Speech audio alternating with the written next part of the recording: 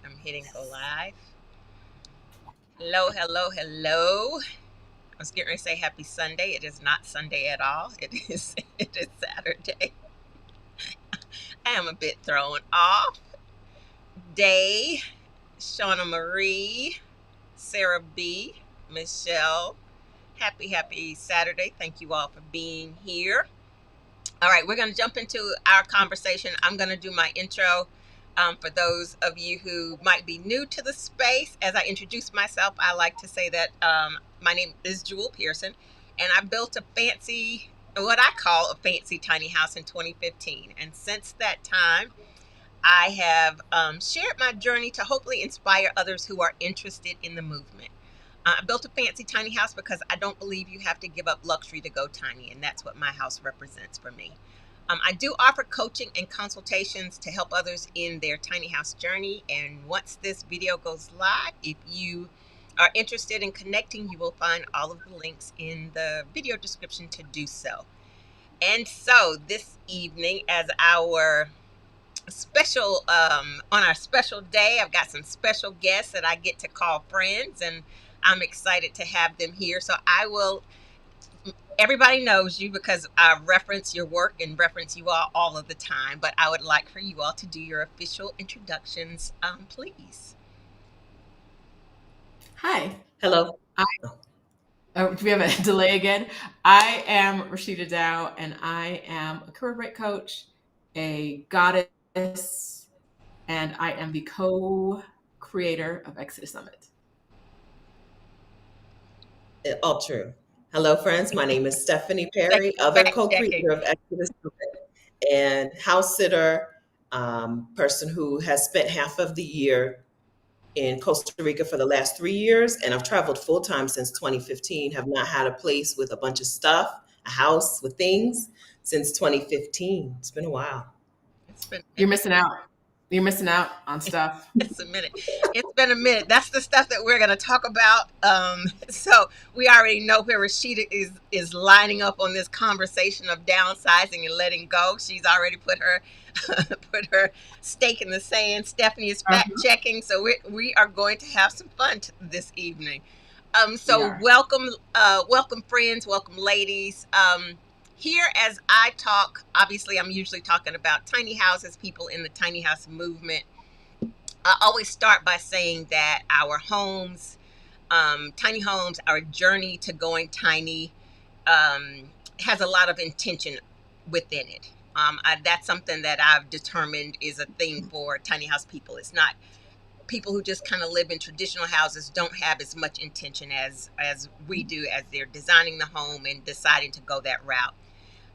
As we're having this conversation, it is also my opinion that we will find that there was a lot of intention in you all's decisions of how you move about, how you've approached downsizing and letting some things go. And that is what we are going to talk about. Like, that's the undercurrent, I feel, for this conversation.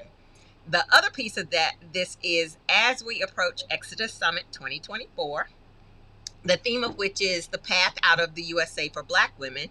A major part of the prep for that path clearly is going to involve some downsizing and letting go of things. And that's what we're here to talk about.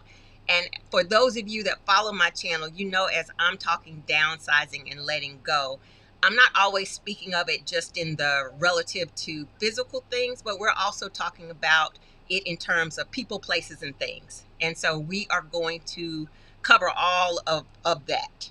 And so thank you for being here. Thank you to the Soul Collective for being here and waiting patiently for us to get going in this conversation.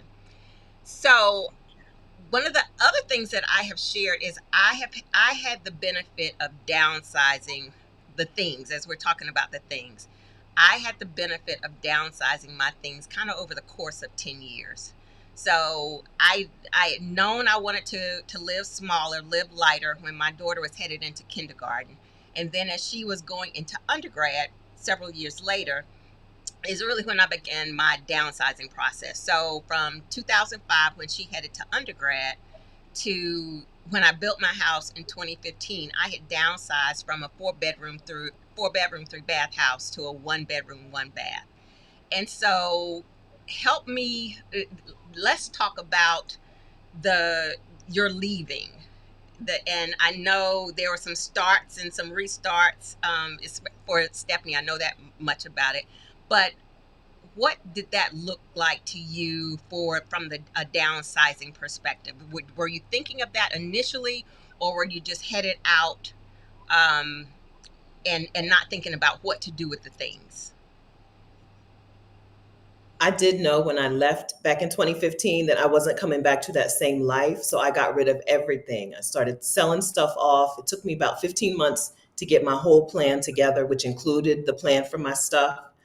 So I started selling stuff off, giving stuff away, taking stuff into work, just taking it into work and being like, who wants a lamp, right? A bike, who wants my bike?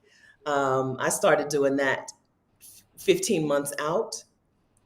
So that by the time it was time for me to go, anything that was worth anything or anything that I wanted to give to somebody or hold on to there was a place for it. Even after doing that for 15 months, there was stuff that I just had to abandon, right? Just listen, I can't get all of this done. But all of the good stuff and all the valuable stuff and all of the stuff that I wanted somebody to have and all the stuff I wanted to keep, that took me 15 months of work. Roshida. I did not do that. As I was thinking about stuff, I've had some revelations that I've never had before while we're sitting here. So that's been interesting. One of when I was thinking of leaving, I had a very short time period, about a month before I knew I was leaving. I put all my stuff in storage because I knew I was coming back to the same life, right? Same life, probably I had a 1-bedroom apartment. I was probably going to have another 1-bedroom apartment, right? When I went to clear out that storage unit 5 years later, because I did not go back to that old life, there was a whole bunch of stuff where I was like, if I had known I wasn't coming back for 5 years, I wouldn't have been paying to store this. Some of the stuff I was like, I didn't even remember I owned this. I don't even know what's in this container. I had to call my mama like, did you put some stuff in my storage? Because I have never seen this. Yes, she did. But like, I have never seen this before in my life. So what is it? And so mistakes were made. We're going to talk about them. Yes, we're going to talk about that for sure. But it was definitely, I did the best I could with the information I had at the time. And that's acceptable. I mean, that's the best that we can do. Working with what we have. So sometimes in consultations, this is the hardest piece for people headed into tiny house living, the letting go, the downsizing. Mhm. And I know there will be some topics about this at the ExodUS Summit.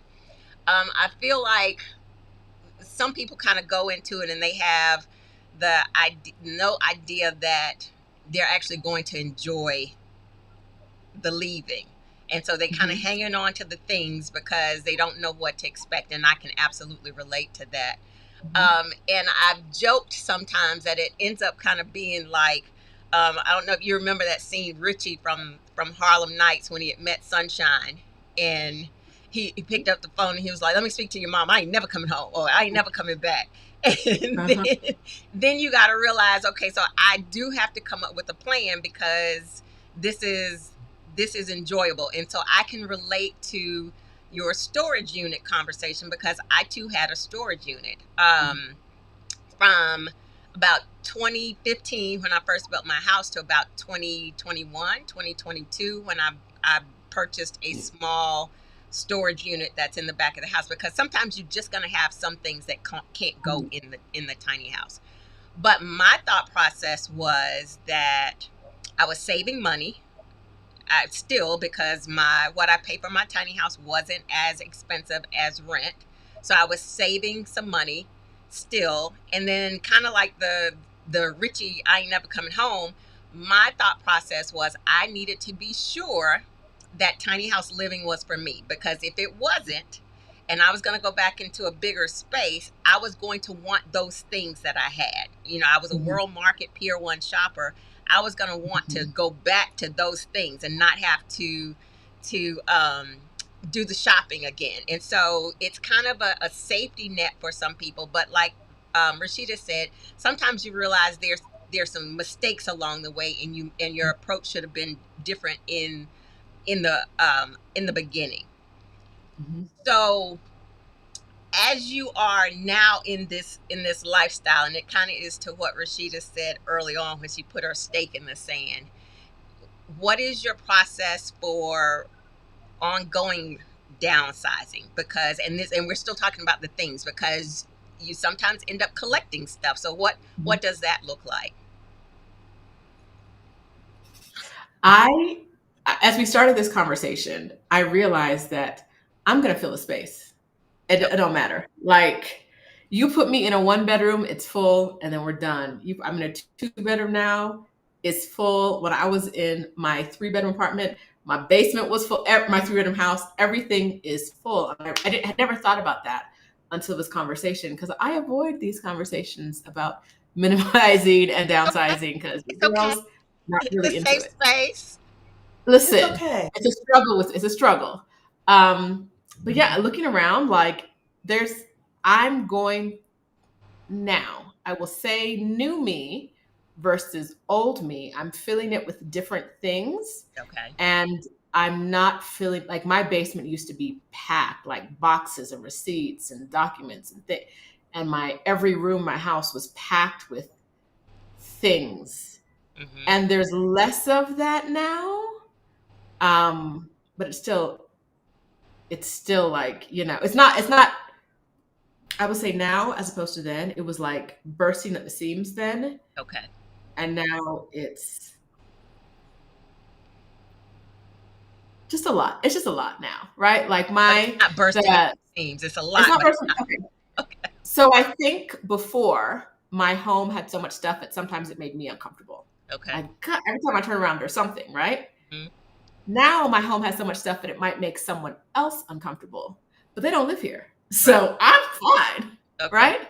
Okay. Like, my guest bedroom has shelving that's at least 9 feet high, of shoes and purses. When my mom stayed there, she's like, "This makes me uncomfortable." Well, girl, go home. Like,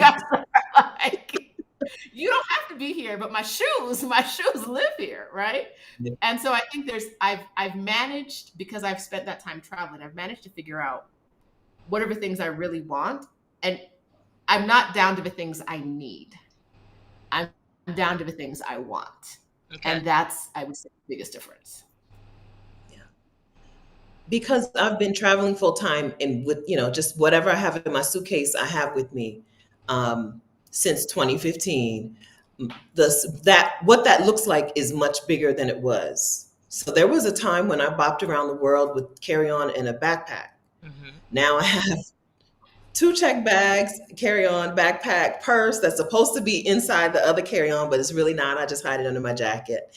And I have stuff at my parents' house now. When I left with a couple of Rubbermaid totes in their closet. Now there's a full bedroom of stuff. It's a full lamps, right? Like, it took me so much effort to get rid of them lamps, and now I went and bought some other lamps.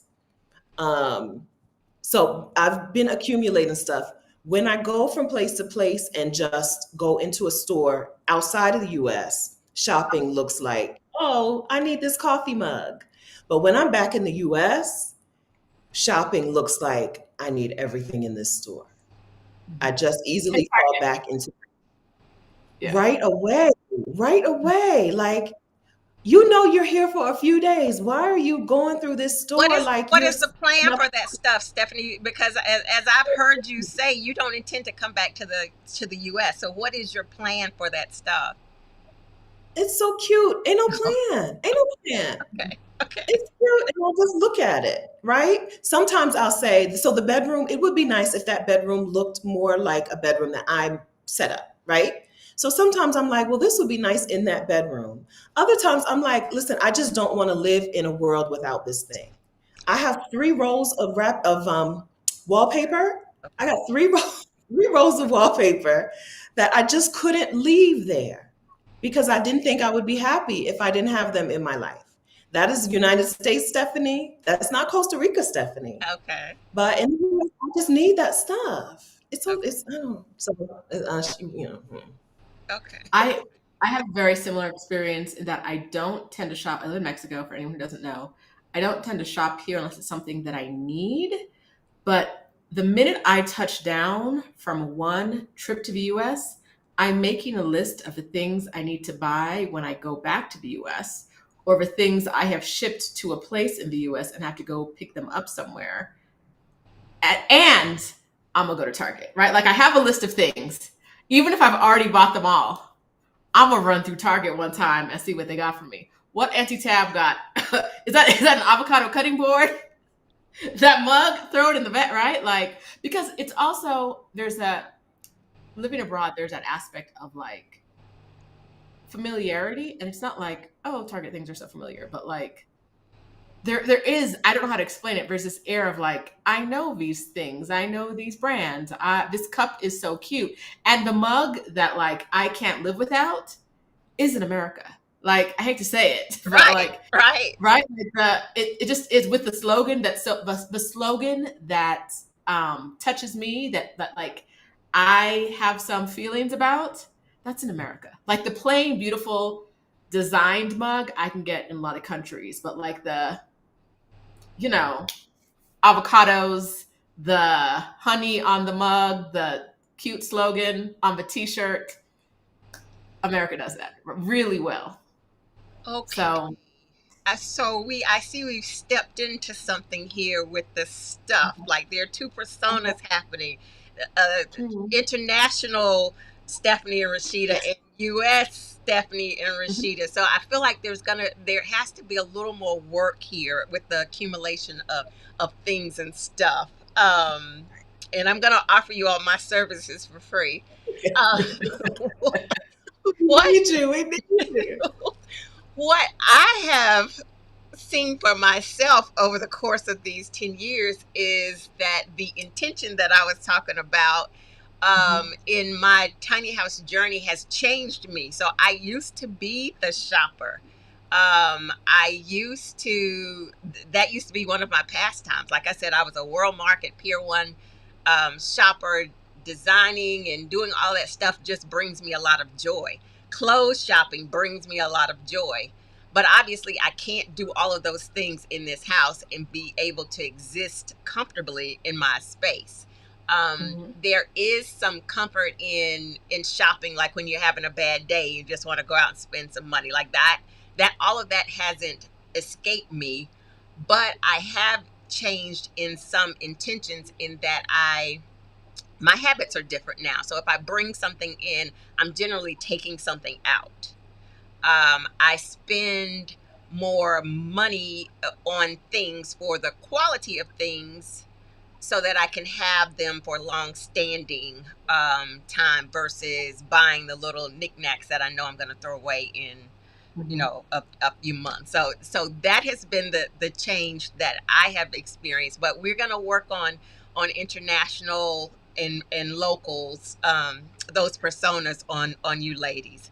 So that's why. Thank you. Can I ask you, Jewel, about the bring something in, take something out process? Absolutely. Do you have like a list? Do you already know what the next thing is that you're going to take out, or does it happen before you buy the thing or after you buy the new thing? No, I don't have a list. It will just kind of hit me in the moment as to whatever it is that I'm considering. And then I'm thinking, okay, is this a replacement item for something or is this a new item? And do I need to bring that in? Kind of like what Pinky Adelia just said, no longer shopping as a form of entertainment. Like Mhm. that mindset had to change for me. The walking through Target to just touch and pick up and do all of those things that you all clearly have not Mm-mm. shed. Nope. I I have been able to shed that. So yes, that is it is not like I'm not at the point where I'm making a list that I'm replacing these things. I'm not there. I don't know that I want to get there. That seems like a whole lot of thinking and premeditation. I don't want those problems. But if I see something that I just feel like I'm going through the process of, do I have to have this? Do I really want to have this? And then if I feel like yes, then the option is there something that it can replace? Is it some, even if it's something that's not like worn out its time, is it something that I can sell so that I feel like Mhm. offsetting the cost of this new thing that I technically don't really need. Um, Yeah. so that's kind of where I am. I tried that process for, I want to say, maybe I made it 2 weeks. And then I was like, nah, whatever I bring in. Like when I feel like those two have to be unrelated, because I started like, what is the right thing? Is it something similar, or could it be anything? Could it be this trash? Right? Like I have this pile of receipts I don't need anymore. Does that count? I couldn't do it. It has to be Okay. unrelated currently in my brain. The things that come in and that go out.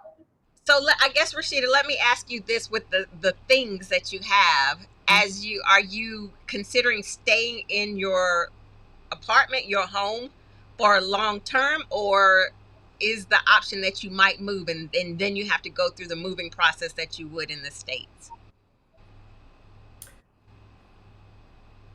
Very few reasons that I would move. Okay. The most likely reason would be to get more space for more stuff. Okay. Why are you playing? Stay right where you are. Stay. Right. If moving was easier here, I would already be in a 3-bedroom apartment. Okay. But it's not. So here I am. But yeah, no, I'm at the space where like I think there's a skill or a talent, I don't know how to describe it, of like being able to look at things and being like, I don't need that anymore. And I don't have that gene. Mm-hmm. I was born with these are all my precious babies, and what would I do without you? And so that's where I struggle with like decluttering and getting less things. Right? And so also because 2 years ago, I emptied out my storage unit and I got rid of maybe 90% of the stuff I owned in the world. Right? So now I'm like, these are the things I own. It's impossible to get less than, right? Than like 90% of it. Like, even though it's a lot of things, and if I were to move to a studio apartment, I couldn't take any of the stuff with me, or like most of the stuff with me, but that's why I wouldn't move to a studio apartment. We got to keep it together, right? So it's just something that I know I struggle with, and I'm always looking for good answers for. No, I'm not always looking for good answers for. I'm trying to ignore. Okay. Yeah. I don't want to put myself in a situation where I have to downsize, because after doing it the last time, I know it's something I struggle with. And it's not just I can't decide. A lot of it got emotional. Like there were emotions involved because I connect to things. And I am not interested in going through that again for like at least another like 10 or 15 years. We good. Solid. Right? Like, so that's just where I am about stuff. So for me in the downsizing process, and I saw somebody say that I'm ready to get rid of stuff. For me in the downsizing process of the things, and this is where we're still talking about the things, there's a lot of lightness in not having a lot of stuff and not having overwhelm in things, and there it's almost an opportunity of being nimble. One of the things, like as my habits changed according with stuff, I became like Stephanie. I used to be the huge suitcase traveler that would end up with the heavy sticker, on my bag. Mm-hmm. And now I've gotten to the point where I am nimble enough to travel with a backpack, or a carry-on in a backpack for several weeks. That was a major shift for me, but there's also some mental lightness that I've experienced in the having less and letting go of things. Yeah. Mm-hmm. I would agree that it's really easy to pick up and go when all you got to pick up is this much, right? Mm-hmm. It's a lot easier, and it's a lot, you're open to more things when you have less things, right? When you have less stuff, your stuff, it really will weigh you down. It really does weigh me down, right? Yeah. Yeah, it's really nice to not have to it's nice to not have to consider your stuff when you're making choices and decisions in your life. You don't want your stuff to be the boss of you, but it right. might be. If you have to think about your stuff before you can decide to go somewhere, live somewhere, travel somewhere, even take a trip, It's becoming the boss. Right. When you have to make decisions based on the things that I have versus being able to move with Yes. Yeah. more agility. Yeah. I will say that when I stayed in Chiang Mai, Thailand for a while with in a studio apartment, that felt very, at first I was like, how will I live in this small space for a whole time? But after like a month of being there, it felt right. Right. Okay. It felt really like this is a good amount of stuff. I had maybe 2 suitcases, maybe one I don't remember, and probably one full suitcase and one like mostly empty suitcase, so I could bring stuff back. Uh, and it felt good. Um, but yeah, I think, like I said, if you put me in a space with nothing in it, whatever size, if it's a closet, I'm gonna fill up the closet. If it's a 12-bedroom mansion, the 12-bedroom mansion is gonna be full. And I'm always interested in learning like new ways to think about stuff and deal with stuff so that I can be lighter. It just hasn't happened for me yet. Well, I feel like part of that is going to happen at your Exodus Summit because Christine is going to talk a lot about the emotions involved in lessons liberation and downsizing. So here's an opportunity for you all to talk about your speaker, Christine, in her presentation because you all need to listen intently.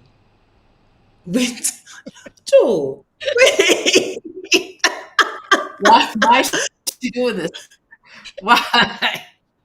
True, but man, so Christine Platt, the Afro minimalist, is Jules' dear friend, and speaking at Exodus Summit on lessons liberation because really, like really, we don't want our stuff to be the boss of us, just like we don't want anything else to be the boss of us. So we're super excited. Exodus Summit is our annual conference for Black women who are interested in spending time out of the country, if it's the rest of their lives or the winter, right? Exodus Summit is online October 11th through 14th, 2024. Tickets are on sale now. Jules' link is in the description. And we're super excited to have Christine come to talk about our stuff. It's not a session specifically on here's how you declutter your digital stuff, and then here's how you declutter your paper. It's about the mindset shift because we've all done that part. Rashida and I have done that part.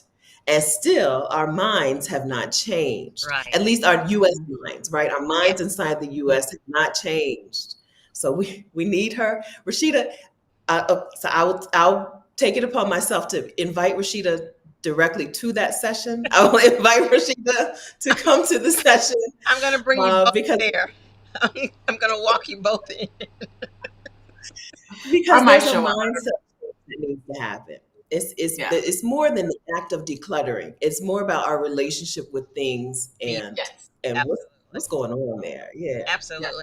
And so I absolutely, and I was teasing you all, but there's absolutely so much emotion involved in the downsizing, the attachment to things that represent people that might not be here any longer, or relationships, experiences, all of those things that can be attached to things. And so as I'm talking to people as they're trying to go into that downsizing process, for people, I've seen some questions in the chat. I have suggested things like sharing some of it. If I saw somebody say they've got some dishes, 3 sets of china, instead of getting rid of things like that as you're trying to downsize, if there's somebody in the family that you can gift that to so that it remains in the family, and when you come back you can visit with them and visit with those things. Sometimes that's a way to still hold on to stuff, but you don't physically have to hold on to it. I absolutely don't suggest throwing out things that are going to cause you emotional harm, but looking at ways that you can things that, if it's not that deep of an emotional attachment, knowing that these clothes that maybe I've invested a lot of money in are now going to someone that maybe is starting out in the workforce, a young person, and so that that this life lives on, or the furniture lives on because it's helping someone start out in their lifestyle as you're moving into a different phase. So there's creative ways to kind of think about it, in letting go of the things and that emotional attachment to the things. But as Christine will talk about, and her book is really good, especially as we think about um, for Black and brown folks, our attachment to things and why we have that attachment to things. It's just not because we just like stuff. There is a DNA reason that is something that has to be considered, and it's not as easy as just letting go of all of the things. So yeah. No, Yeah. that's right.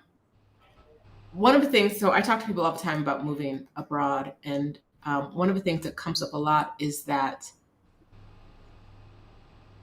your family members don't value your things the way you value your things. So a lot of things that you think someone else in your family will want, they're like, girl, I got my own stuff, right? Like I already have my own 3 sets of dishes.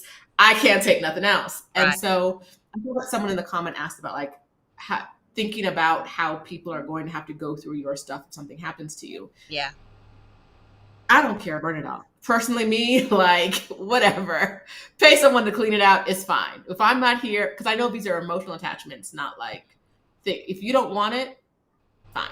And I know that's not as simple as it sounds, as someone who's been through that process. But a lot of times you have to, the work to get rid of your things or to like downsize can be so much harder than you think it is, because the place where it seems like would be a natural fit to go isn't accepting things or does not want that particular thing. And so that's why it's better to spend more time on this process than you even think. Like I had Right. 2 weeks to get rid of all my stuff, but 90% of the things I owned that were in storage, I had 2 weeks to get rid of it. And Goodwill was like, girl, we got enough couches. Well, now what am I gonna do with, like, I've tried like 3 places and no one wants this couch. Do I just throw it away? Like, there were so many things where I was like, it's a challenge to dispose of it in a healthy way that is not like adding to a landfill. Right. Right. Right. And so, giving stuff to like shelters, places that were accepting donations felt good. But there were some other things where I was like, I don't feel good about the disposal process, but I cannot find any other way. Right. So, Yeah. but that was a 2-week job. I would suggest more than 2 weeks to get rid of all the things you own Absolutely. in your life. Yeah, and that's why I've said that when I introduced and I said I had the luxury, because it was an absolute luxury to do that over the course of 10 years, so that I wasn't faced with what to do with all of this stuff at once. And even as I got rid of my storage, the time that I had stuff in storage for the 5 years, I would go in and work getting rid of some of the stuff, because it is something that you really have to do intentionally and work through those emotions and figure out the things, the best way to approach it. So I don't recommend anybody just go in and throw out all the things, because I feel like you'll end up causing yourself more harm than not taking it, approaching it that way. Mm-hmm. Yeah. That's right. All right, so I want to shift the conversation a little bit, because as I said, we were going to talk about people, places, and things as we were thinking about downsizing. So I want to shift it a bit to the mental and emotional and spiritual downsizing that has to happen in addition to that physical downsizing. When I think about that, is as we're considering life outside the United States, there's some downsizing and some shedding and recreating that has to happen in who you are as a person, or at least not necessarily, as we already said, not necessarily just taking your U.S. self out in the world and not working on the downsizing and the shifting that has to happen to approach that. And as I have thought about that, the work that I've had to do, my lifestyle, my tiny house has helped me become more conscious of my footprint in the world, and how I'm impacting the world. Like those shifts in, I can't live in a small space and still just be contributing, as like Roshida was saying, to the landfill. Like I just can't end up with piles and piles of garbage. And I've built my house, and trying to build it more sustainably makes you start thinking about your impact to the world. Um, Not outside of the physical stuff, what shifts have you all felt that needed to be made for you personally with your old self, with your old US self, and what does that look like as you're preparing for leaving? I, I didn't know until I left the US for a significant amount of time, but I was putting on a lot of armor and a lot of like protections for it around myself, because living in the US as a Black woman means you always have to be on guard, right? Mm-hmm. And once when I'm out of the US, those are useless and maybe even harmful. Having all that armor up is going to keep me from being in community with other people when I go to these other places. It's going to make me ascribe negative intent to people who don't necessarily have a negative intent to me. It's going to keep me in a state of stress and like anxiety when I don't need to be. And so I had to learn to let all that stuff go, let it go. It's a decluttering process, just like everything else. I had to learn what parts of myself I didn't need to hold on to, right? The barriers, the guardedness, the suspicion, right? About people. Those are things I had to I had to go through those things. And am I really that person? Or have I just had to be carry these things with me? And are these things that I don't need in this new country? Do I not need to be so guarded?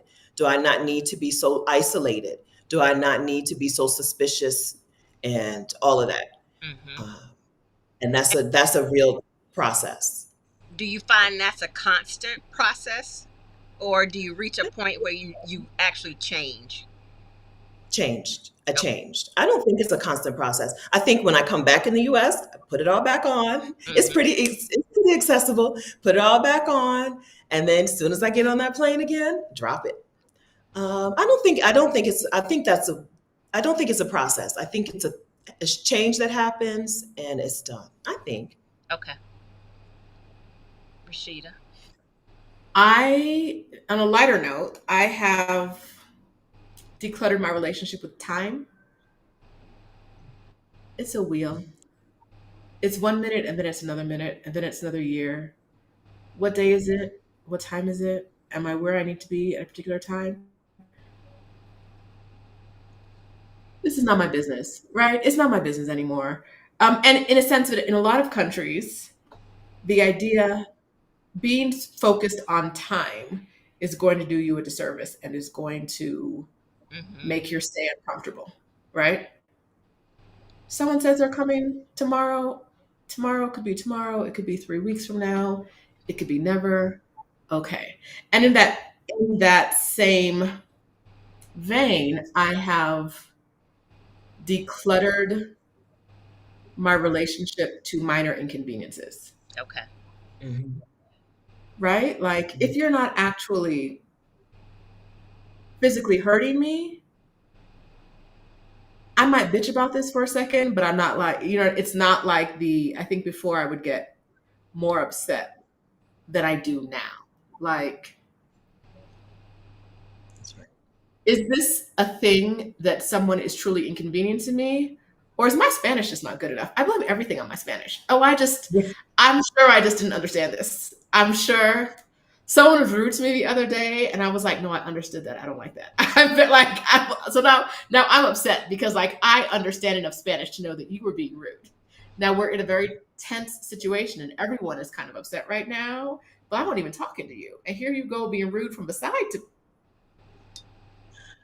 right? So Uh, no, most of the time I'm just like, this minor inconvenience is probably my fault because I speak enough Spanish, but perhaps I just didn't understand.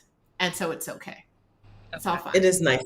It is nice to be able to blame that. Today, I went to a cafe called Franco. You may have heard of it, Rashida. Went I may to, have heard of it before you, I think. went to, I went to a place today in Costa Rica, and I ordered bacon with my burrito, my breakfast burrito. he came back, he gave me the breakfast burrito. He's telling me something about the reason there's no bacon. I say, okay. And then he walks by with bacon in a side of bacon and takes it to another table.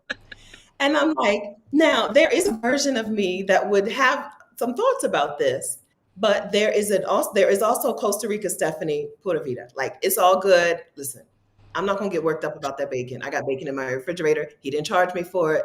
I'm a roll. There is a different approach to things. Part of it is also, I blame some of it on the Spanish. I told Katrina, I don't know what he said. I don't know what he's saying. How many ways can there be to explain to me why there's no bacon, right? But also, like, I'm not going to get worked up about it. I'm going to stay. This is not a straw on the camel's back Mhm. like it would be in the United States. Mhm. In the US, there's too much. There's too much past, right? There's too much previous experience for me to let things roll like I can let them roll someplace else. Gotcha. Yeah, Mhm. that makes sense.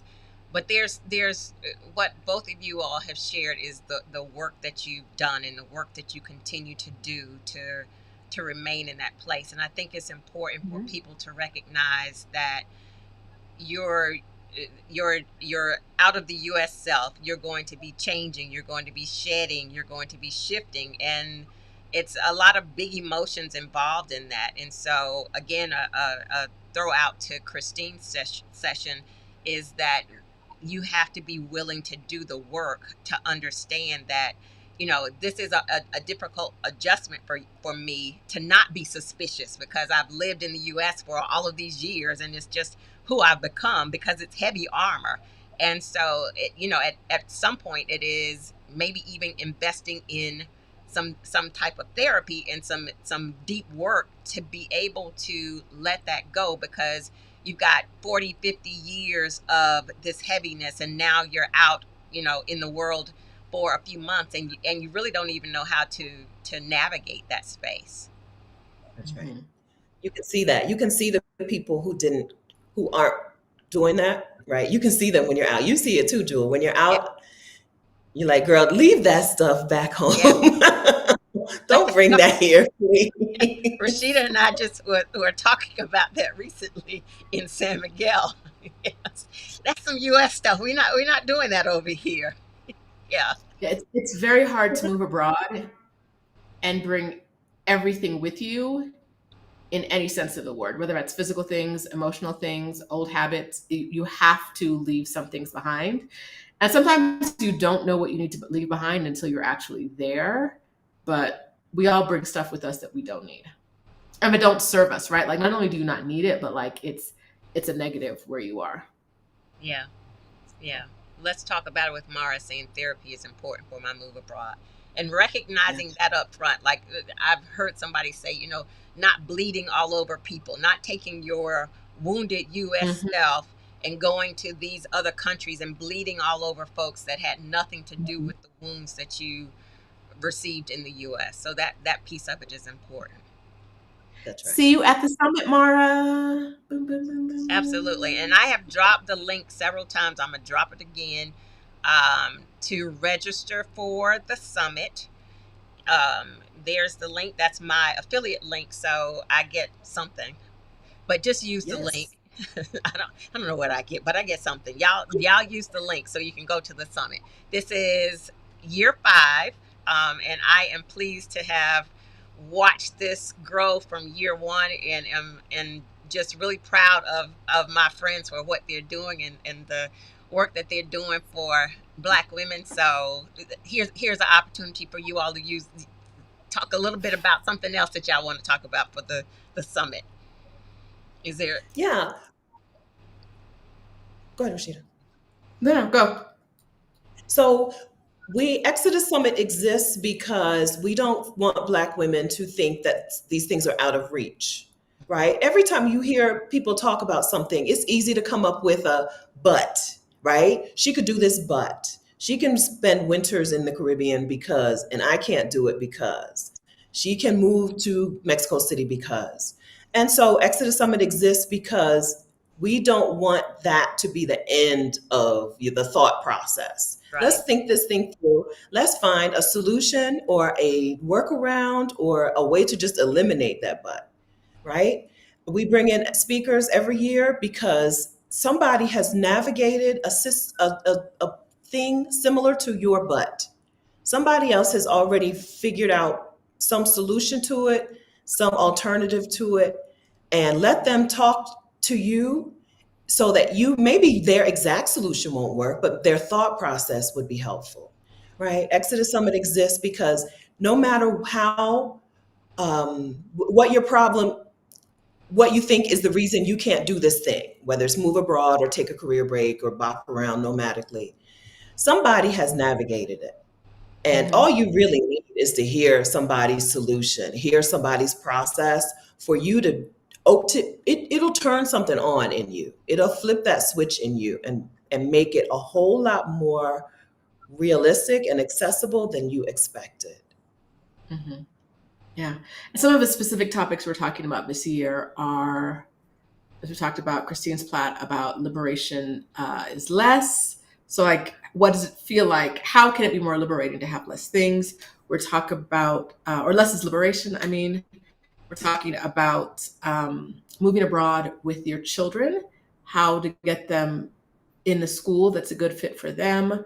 We're talking about moving abroad with aging parents, whether they're moving with you or staying behind, how to make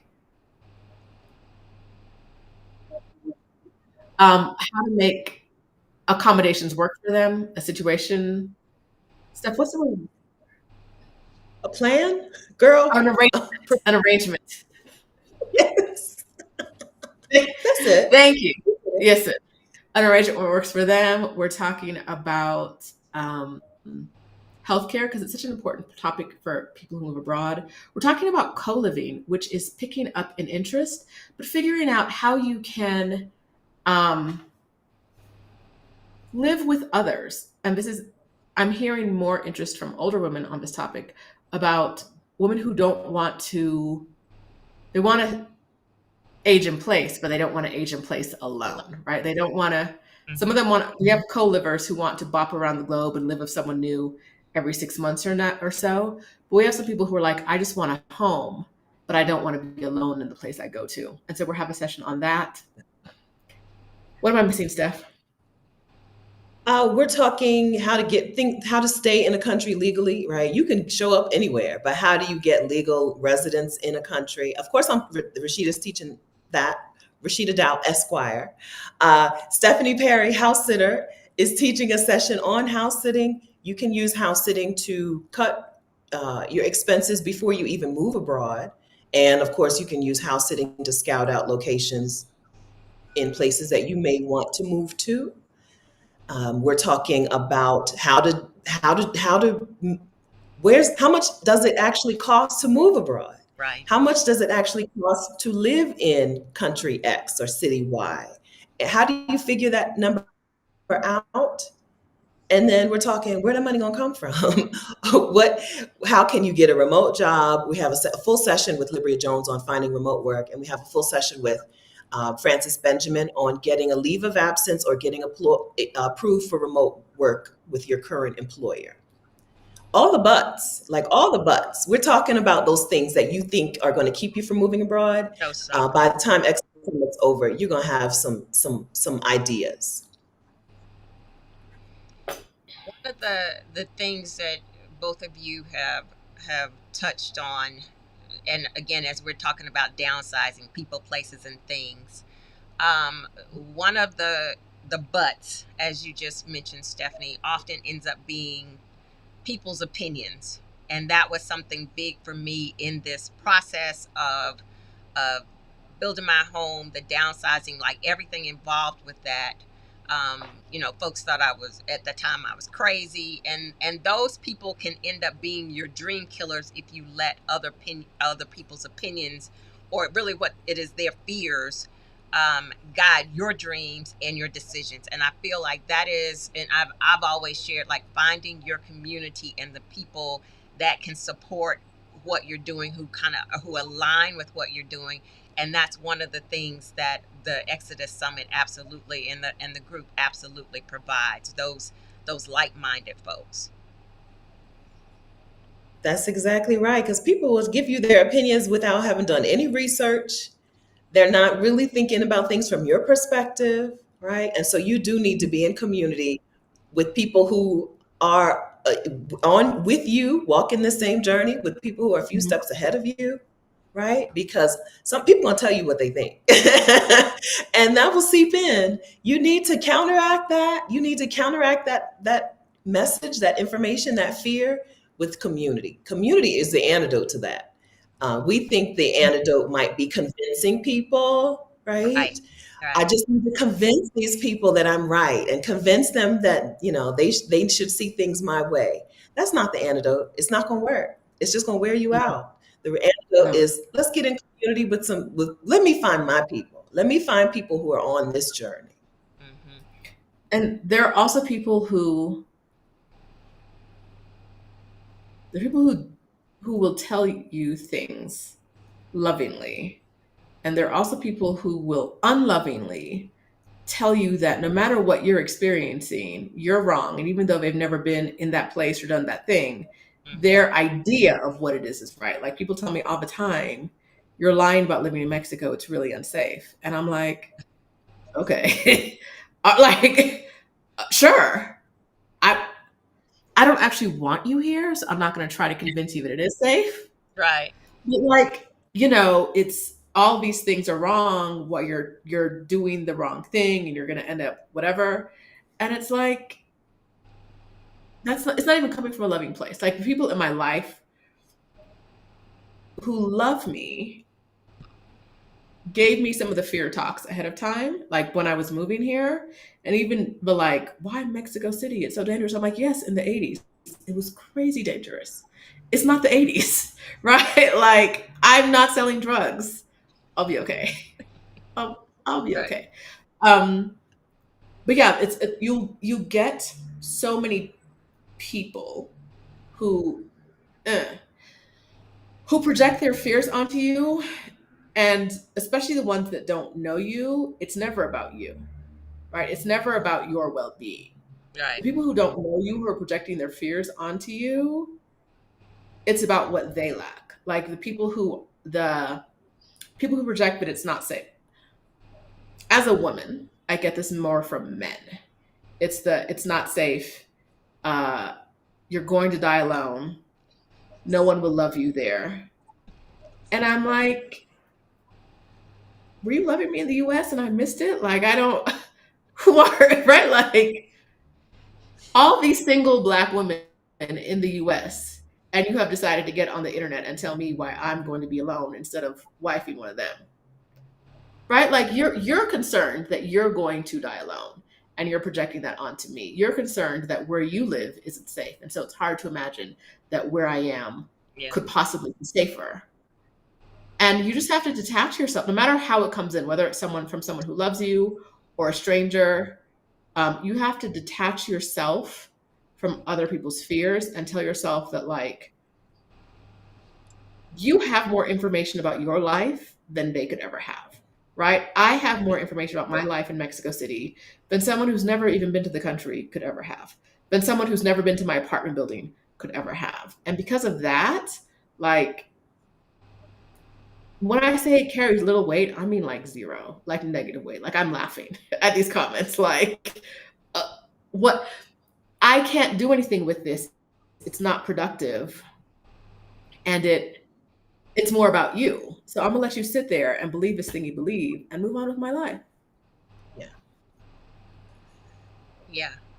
I I think that kind of also goes into one of the things, again, as we talk about downsizing people, places, and things, is, and it's something that I share in my workshops, is recognizing straight out the gate as you're doing this new thing and you're considering this new thing, that people around you there are going to be some shifts as you're shifting.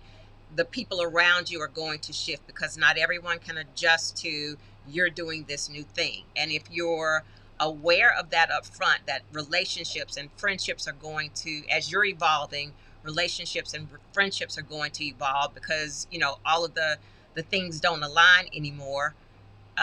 You're better able to be prepared to deal with it, kind of knowing that that's going to happen up front.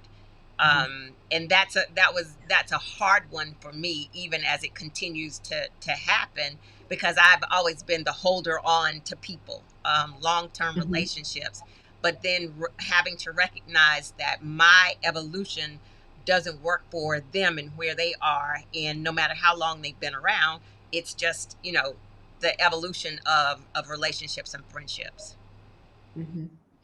I really like this comment from Yvette Boone Creates, and she said, I also had to stop giving my opinions to others. Then their opinions stopped carrying so much weight for me. Absolutely. Listen, that helps so much. It helps so much. Because I see you doing something I wouldn't do if you ain't asked me, and we're not like friends or super tight family. I might even opening the door of a conversation. And for some time, I might just be like, hey, how are you feeling about X? But past that, unless you tell me you know what I mean, like you have a concern and I share that concern, I'm minding my business. If you like it, I don't have to love it. It's your I don't have to love it. I don't have to love it. Yeah. Yeah. There was a question that I want to go back to. So someone is asking, and I feel like this is relative to ExodUS Summit. Someone is mentioning that they work remotely and they're interested in moving throughout the U.S. and wondering if you'll have information relative to living in Puerto Rico. So, because Puerto Rico is a U.S. territory, some of the things you won't need inside of the summit, like the getting residency abroad talk, you won't need that. But some other things you will need. How do you scout? How do you find an apartment in a new place? How much money is it going to cost me? How much money do I need? How am I going to make that money? Some of those things are still going to be super relevant to you. When you go to Jules' link, click on Jules' link, you'll see the sessions. You'll see that quite a few of those sessions will still be helpful. If you have to educate kids or make a plan for aging parents, if you have to figure out healthcare in a new place, these will still be, ExodUS Summit will still be super helpful. Plus, you might meet some new friends. Yes. One of the things and community. One of the things I want to say about specifically at Puerto Rico is that a lot of times when people are looking for information about it, they are talking about the tax advantages of living in Puerto Rico, and we won't be talking about that specifically. So you see a lot of people who are doing well, financially well, moving to Puerto Rico. You see them out there. Oh yeah. Something might have just clicked for you right then. A lot of people move to Puerto Rico for that reason. But we're not talking specifically about that. But like Stephanie said, there are a lot of other sessions that will be helpful. Yeah. So I'm going to answer this question. So this question is, are there many tiny house movements outside of the U.S.? So the U.S. is really the only country that feels like we have to live in excess. Like tiny houses aren't a big deal in other countries because they're already used to living small and more people being in spaces, so they have to live smaller. So yes, it's not necessarily a movement, it's just how they live, how they exist in lots of places internationally. Yeah.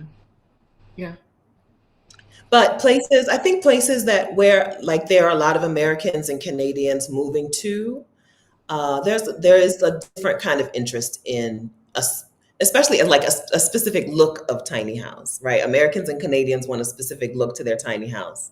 Here in Costa Rica, Americans aren't going to want to live in the typical small Costa Rican home, right? But if they do want they do want a specific look. And so there are people who are like doing those things, right? There are people who are, yeah. The U.S. movement is outside of the U.S. A lot of it looks like container homes because the access to container homes is easier in a lot of places. So it is the U.S. as we kind of, we move into other places, we bring some of our stuff with us. So yes, but it isn't as much of a foreign concept as, in foreign countries because it's something that they're more accustomed to. Mhm. So as we've talked about like the downsizing people, places, and things, um, are there any creative things or methods that you all have used in any of your processes that you feel like would be helpful to share with folks? Not maybe, but maybe we'll just leave the things out of there.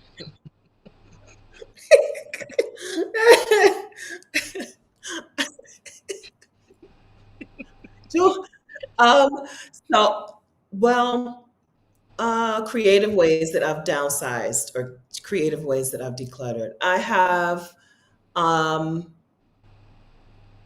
don't know that I've done anything super creatively. I did things the way I saw other people doing them. I didn't have, my neighborhood didn't have a yard sale, an annual thing, but my brother and sister-in-laws did. So I set up shop in front of their house. Um, like I said, I just would pack my car with stuff that I thought was cute and take it to work and be like, who wants a lamp? Who wants this? Who wants that? I don't know that I did some creative things. I did some controversial things. I left some stuff in that place. I left some stuff there, and the next occupant was gonna have to deal with it. That basement, there was stuff in that, hot glue guns for crafts that I never started. All that Mod Podge. You know what Mod Podge is? For some reason, I was like buying Mod Podge by the case. Oh, I never made anything, right? Somebody else gonna have to deal with this. I didn't have the brain power. I didn't have the energy, the brain space, the the gumption to deal with everything. So controversially, I left some stuff in that house. Listen, somebody else can deal with it. The next person coming in, they're gonna find some things down here. And I feel like that is, and I've seen some of the comments in the chat, when it gets to the point where it's overwhelmed and it's just too much, having somebody else come in, even if you're paying somebody in the family, like if it gets to the point where it's just major overwhelm, then that is the absolute best time to step back from it and let somebody else handle it, or like you said, just leave it. And you don't want to cause yourself, unnecessary overwhelm trying to get rid of the things. Yeah. Yeah. I didn't want to I thought that if I take all of my time and energy and work on this, I'm not going to be able to step into the new stuff that I'm looking to do, right? If I want to get on this plane, if I want to buy my ticket and get on this plane, either I can take care of every single item in this house before I go, or I can get on this plane and start this new life. I just didn't feel like I could do both. I didn't feel like I had it. I didn't have it to give. Yeah. It was Yeah. surprise, surprise. There's a full Somebody basement of food down somebody here. said Stephanie was like, these items come with the place. The luxury vagabond. Hey lady, Stephanie. And then somebody asked, why are we Prophet Mother said, why are we hoarding Mod Podge? It was going to be a run on it, like the toilet tissue. So she wanted to be prepared. I was going to do so many projects and activities. Yeah. I don't think I did one thing with that stuff. So I want to step back to a comment. So Day, who is a member of the Soul Collective, is saying she welcomes people expressing their opinions on things she's doing. If they had a bad experience in Mexico, etc., it would make me take precautionary steps moving forward. Could even save your life. So Day, I think and I'm going to ask Stephanie and Roshida to speak to that too. I think there's like a line of, is this fear mongering, or is this, and what is the bad experience? Is it a one-off experience, or is it something that everybody's going to experience, or it's just a major danger like it is? Or if it's the person who was on vacation and something happened that they've made into a bigger deal and are now saying all of Mexico is like this. Like, I feel like there has to be some discernment that you use in listening in to people share their opinions and experiences. So Stephanie and Roshida, I'd love to hear your feedback there. Okay, and sorry, the alarm is going off in my apartment building, and I couldn't hear why it's going off. So I've opened the outside door to make sure I don't smell smoke. But I think it's fine.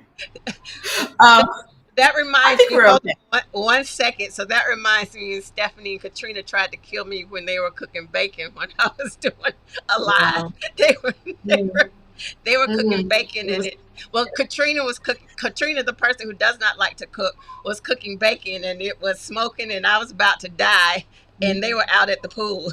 So I can relate to your pain, Roshida.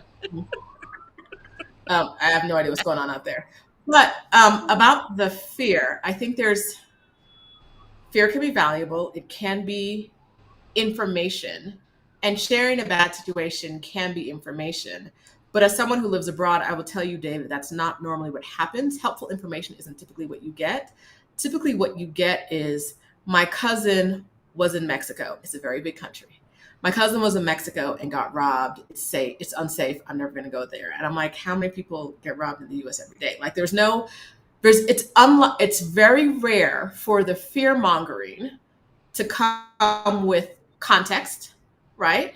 Or like the other day, someone on a video I did a while ago, someone was like, I don't know why you're talking about how you're safe in Mexico. Women are being killed in Mexico. And I'm like, where aren't women being killed?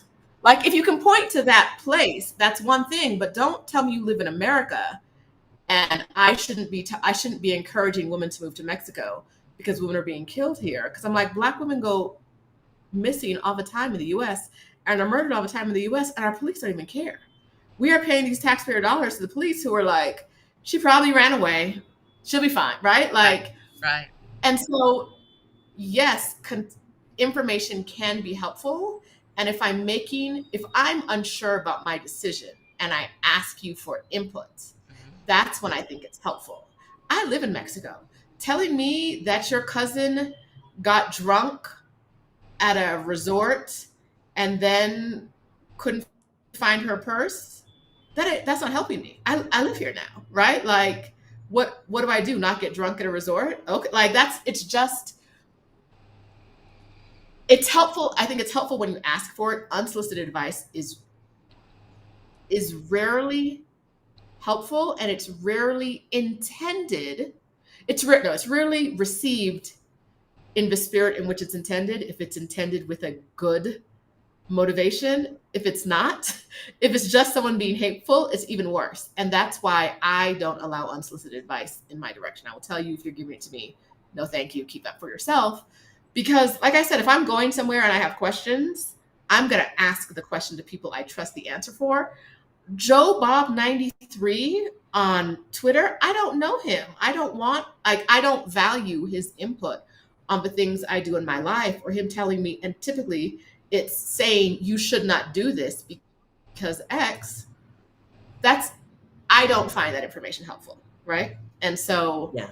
yes, if you love unsolicited advice, welcome it all you want. I don't find it generally, the way it is given to me, I generally don't find it helpful. And you're right, Joel. You need to know if you have discernment or not, right?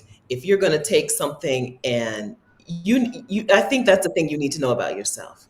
I will never forget the time a woman told me nobody should go to Mexico because her friend's husband, it's always a friend's, it's never them. It's always her friend's husband went to Mexico. Because you can't drink the water in Mexico, he ended up hospitalized, dehydrated, and with kidney problems. I'm like, girl, I know they have bottled water in Mexico.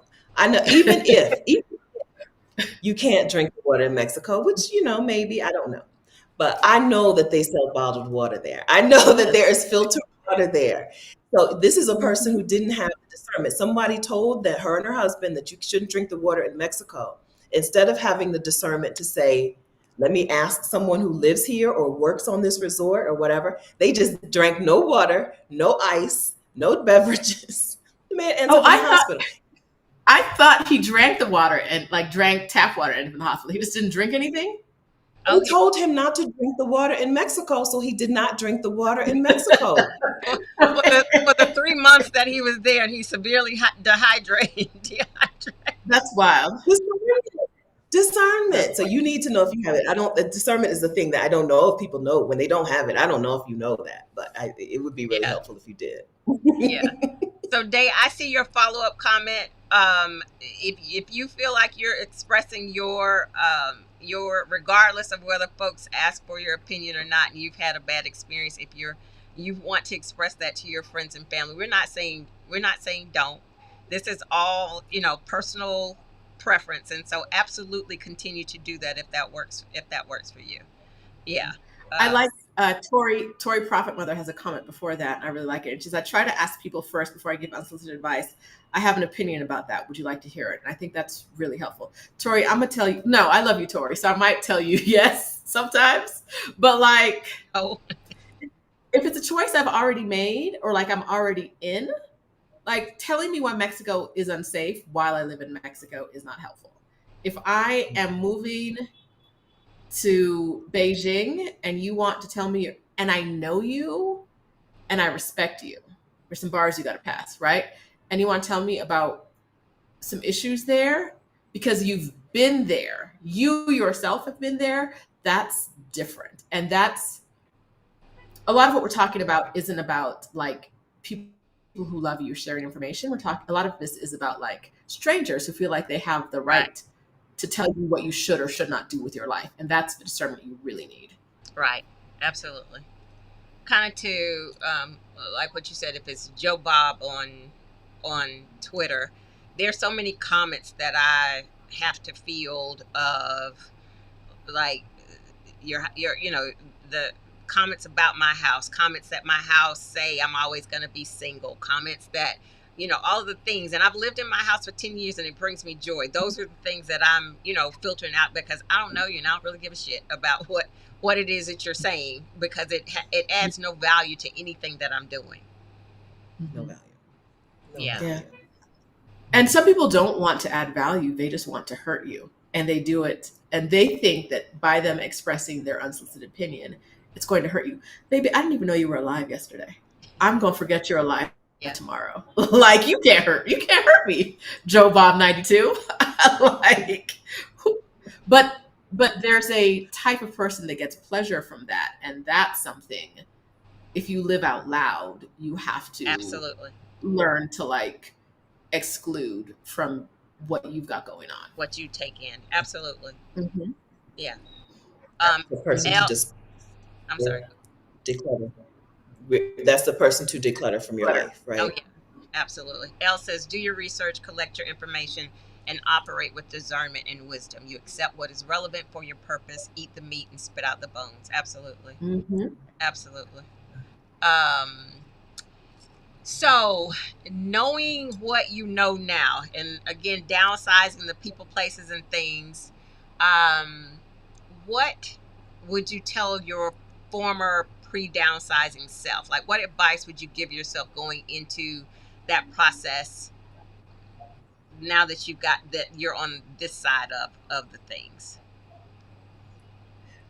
I would let myself know how worth it is on the other side, right? How worthwhile it is, if I could. And then also that there you're not losing things to gain nothing. I guess it's the same point. When you're getting rid of things, it can feel like all you're doing is losing things. Mm-hmm. So I would try to remind myself, you're doing this so that you can gain all this over here, right? You're getting rid of these things so that you can gain so much more. I think that would have been helpful. Yeah. I cleared out my storage unit a year and a half ago. And when I was doing it, Adelia from Picky Girl Travels was with me, and she is a minimalist. And as a maximalist, I brought a minimalist with me for the job. Did you pay for the trauma that she had to endure? I fed her and I housed her, and I loved her a lot. Okay. But I don't think she endured trauma. I think because I let her do her thing without me, like take care of that. Like, she did work. I don't think I had trauma. I don't think she had trauma from it. I don't. If she did, please tell me. But when we were doing I'll tell you how she traumatized me. When we were doing the clean out, at one point she looked at me and said, "This is where some of my trauma comes in." She said, "This is just the first part. And when you go home, you're going to have to do another declutter of these, like of the things you brought with you. And I was like, that's so rude. Like, why would you, just because it's true doesn't mean you have to tell me. And I have brought those things here, and some of them, like all the papers and things that I hadn't from like my childhood and whatever, or the photos, have not come out of the bag that I brought them in. Right? A lot of the things are hanging up, whatever, like the clothes and my shoes are all in the store in like my closets here. But there are a lot of things where I'm like, yes, I'm going to need to. My closet door came off the rails today In time for because this conversation. there are so many things inside. So yes, I need to declutter again, and I think, but I very much had my head in the sand about that. And so my point about this is that I'm speaking to the people who are not naturally minimalists. I'm speaking to my maximalist homies here. It's okay to give yourself time.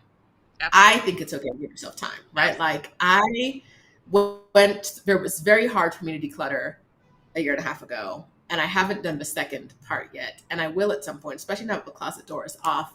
We got to do something of my coat closet. I have that many coats that the door came off. It don't get that cold here, but whatever. But I'm taking it step by step. I'm doing what I can do.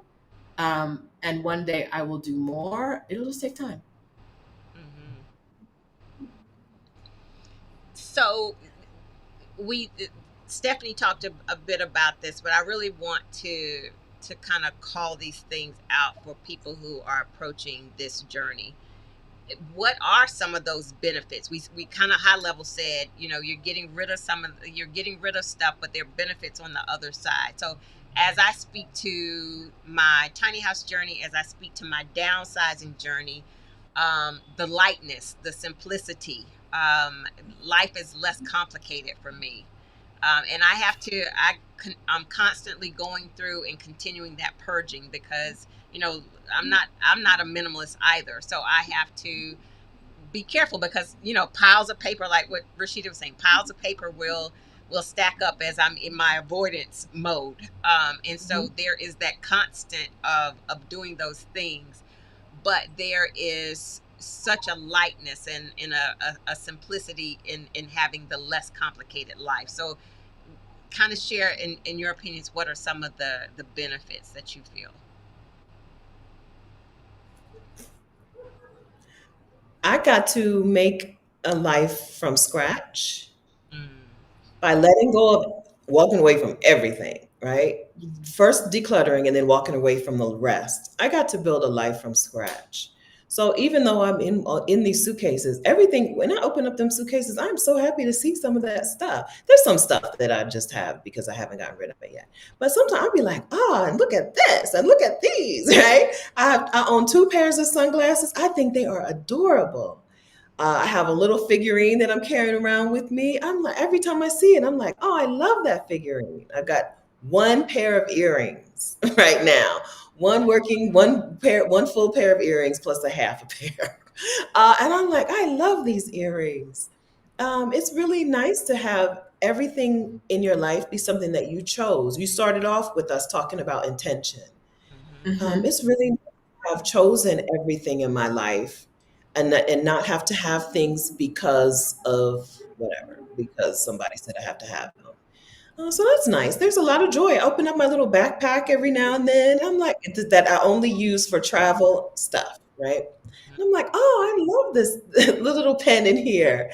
Oh, my little packet I have a little zipper packet for my travel tissue, right? I'm like, oh, this stuff is so cute. So it's nice to be able to build from zero, to start with Mhm. and only add in things that you really like, things that really make your little heart go pitter pat. Mhm. It's really a different experience than when I owned a home and I walked in that house and I was sick of all of that stuff. I can't stand this couch. I'm so mad at this thing. I know how much I spent on this and it's not worth it. And I know how many hours I had to work to buy that. Ugh. Instead of resenting my stuff, I really do like my stuff. Mhm. And as someone who culled from a large amount of stuff to a much smaller amount of stuff. I feel the same way about the things I have. Like I really, really love them. Like the art behind me was made by a friend and was in store. I forgot something I forgot I owned, but it's, you know what I mean? Like a friend made that. There are a lot of things in my house, in my home that are only here because they mean something to me. I went from thousands of books, thousands, to maybe like 15. And most of them are Exodus Summit authors over the years, right? Like I've, anything else can come on a Kindle. And they're just, they're, like I said earlier, there are ways in which the type of things I have changed. And I'm looking forward to that as well. One of the things, when I brought my storage unit, stuff for my storage unit, December 2020, no, January, February 2023, when I brought my stuff over, there was a lot of clothes that I loved that I brought with me. Some I tried on, some I didn't. But those are clothes that fit me in May of 2018. And it is now October of 2024.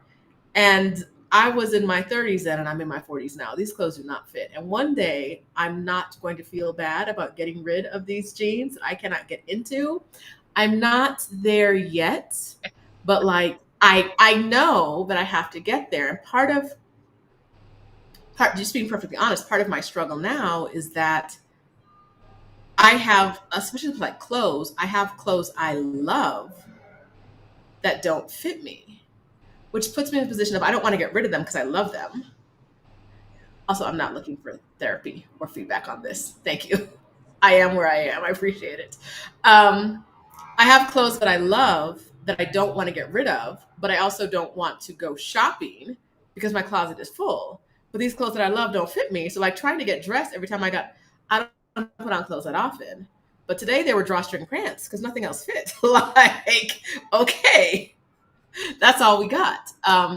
And it's just, those are the things that I am working through that I'm hoping that Christine can help me work through at the summit. Absolutely. Yeah. Absolutely. And Stephanie spoke about this, like the intention. One of the things for downsizing for me over the course of the 10 years was ensuring there was the things that I love are the things that I have in my space. And that helps me make a big decision. And Roshida, you were just speaking about that. If I don't love it, it doesn't have to stay. And I've surrounded myself with things that I adore.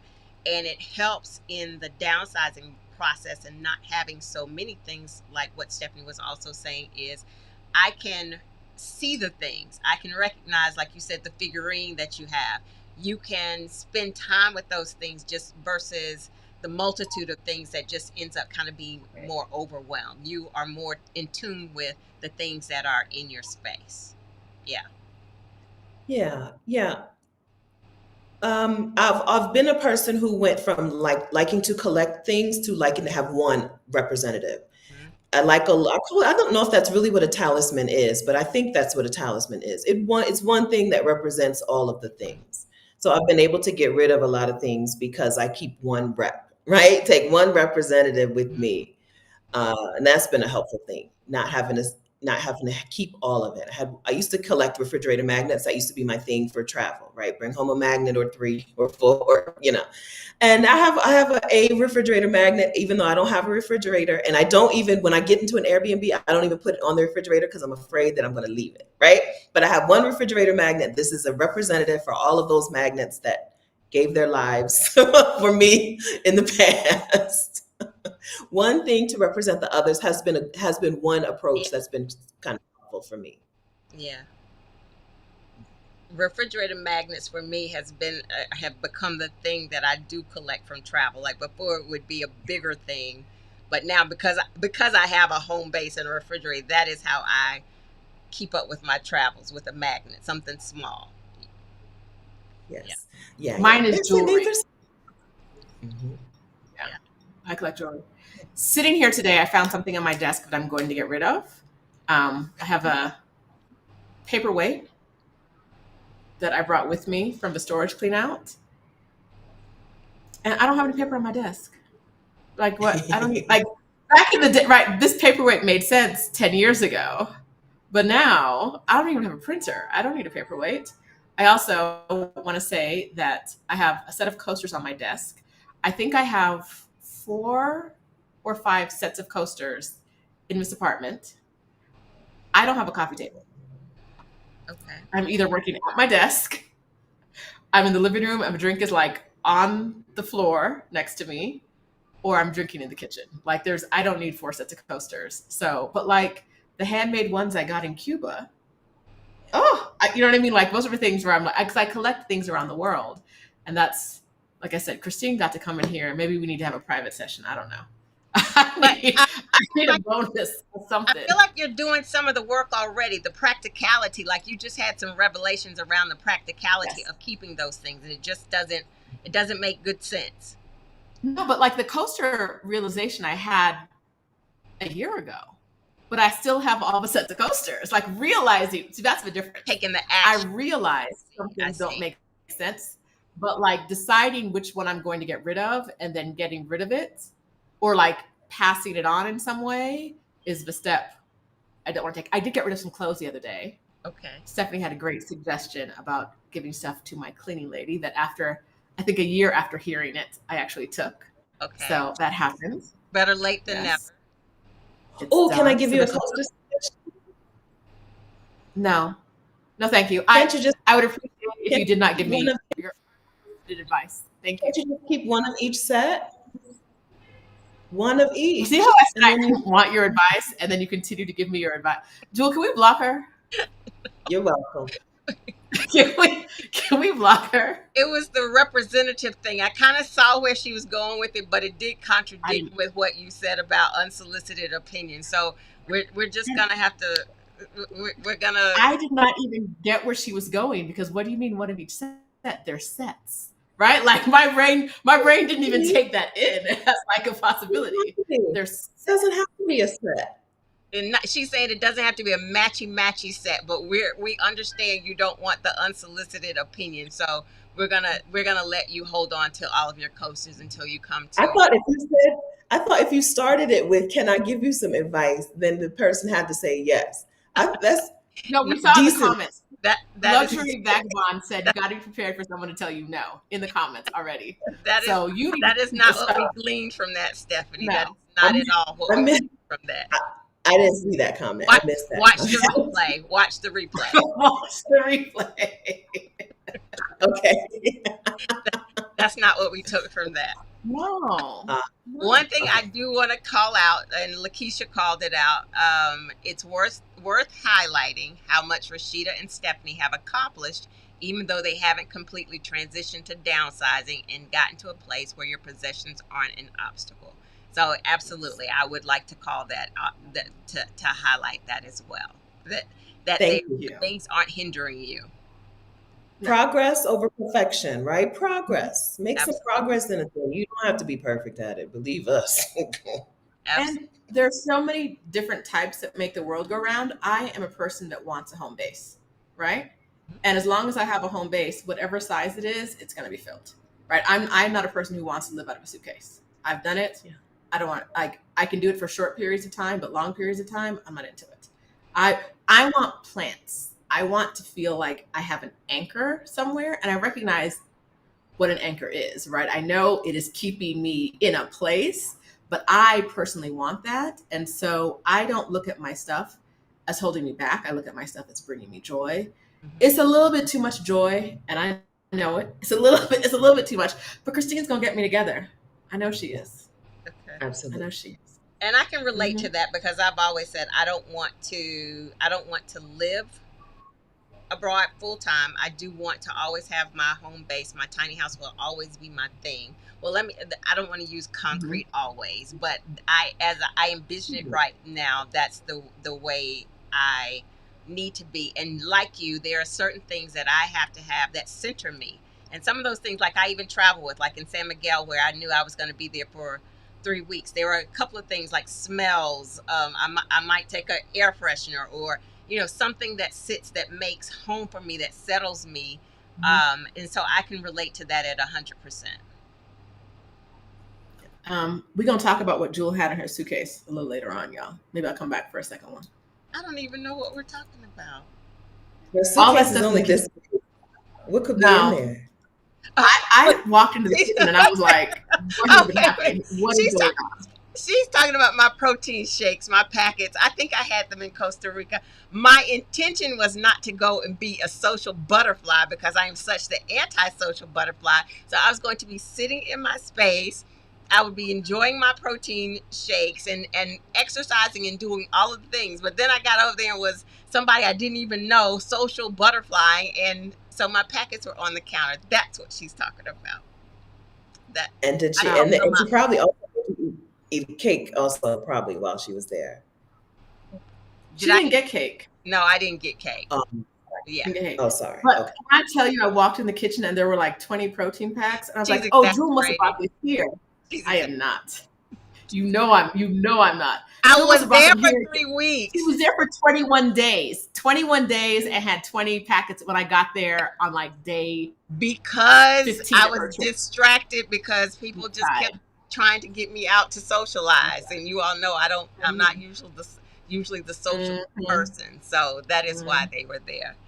Okay, I see. You are a different person in a new place. In a different place, you are a different person. And there's different parts of you that really like come alive in different places. It's really nice to see that. So I'm glad you got to re-meet Social Butterfly Jewel. I'm glad. I'm not the social butterfly, but anyway, knowing what you know now, what would you tell your former self? For me, the answer is always like, take the chance. Take the chance, right? Like there are a lot of, it's so easy to do what you've always done. Yeah. And if it's not causing you harm, there's no problem with that. But there's so much opportunity that comes from taking the chance. Yes. I would like to say, take the chance. I wish I had gone first. I wish I had gone first. But yeah, also like think about, focus on what you're gaining. Focus on what you want for yourself. And you deserve it. So go get it. Mm-hmm. I want to call out, Katrina said, I traveled here with 50 packs of Cafe Bustelo. I ain't mad at you, Jewel. Thank you, Katrina, for having my back here in this conversation. I appreciate it. Thank you You so can get much. Cafe Bustelo. I don't think that's the thing that a person would take with you. Okay, she traveled friends. to Latin America with Cafe Bustelo in her bag. Like, okay, girl. Every grocery store. Yes. But okay, so I think that's actually a good question. I know we're wrapping up, but whenever I travel with if I'm going to be like bopping around, I leave here with a travel candle. So in a tin with a lighter in my bag, I come with a candle so that everywhere I go, I can have like some continuity between smells. What are things that you guys always travel with that are not protein packs or Cafe Bustelo? You just won't let it go. I travel with a candle in a tin so that I can have familiar smells with me wherever I go. I actually do. I saw me too. Okay, now I do that too. Right? I have that crystals. I put the candle and the crystals beside each other on any nightstand I have. And it's like, this is now I've set up a home. This is now I'm home. This is the home, whether it's a house sit or an Airbnb. But yeah, I've been doing it. Rashida gave me a candle once, and the TSA people took it from me, confiscated it from me. So now, as an act of defiance, I travel with the candle always. Stick it to the man. But stick it to the man. We have gone together for 24 years now, and I didn't know you were a crystal girly. I had no idea. You've been hiding this from me, and we've stayed in the same place so many times. I've never known that. I've got the bumblebee jasper for fertility, which includes money. Fertility is fertility. And I've got the green quartz, maybe green quartz for something else. Yeah, yeah, yeah. I keep Okay. my crystals. I charge up my crystals with the full moon. Yep. Yes, Okay. indeed. Right. I used to bring my crystals with me, and now I leave them at home when I'm traveling. I probably need to get back into Oh, the bringing them with me vibe. So I wear okay. my, I like to. but I Yes. understand that I wear my crystals. But I do the same. I travel with candles because smells are so important to me. And smells, like if a place has a weird smell to me, that is going to throw off my entire time there. So I Mm-hmm. will travel with a candle. I travel with at least one plug-in, and I also travel with some cleansing spray because I also want to clear out the energy in that space. And so those are the things that center me, that allow me to stay in places. Absolutely. Okay. Adding to my list, Lysol wipes or spray Okay. and cortisone cream because I'm gonna get bit by a bug. Oh, I'm gonna get bit by Oh, a bug, yeah, that's a given. and I always have that in my bag. Yeah. What have you learned about yourself through this work and this journey? Did you discover anything new about yourself? so much. I've been waiting for Rashida to answer so I can copy her answer. So much. Mostly, seriously though, mostly what I learned was a lot of the things that I thought were me were just survival tactics, right? Surviving the United States, surviving this environment, surviving a job I didn't like, right? Surviving a life that I didn't plan out for myself.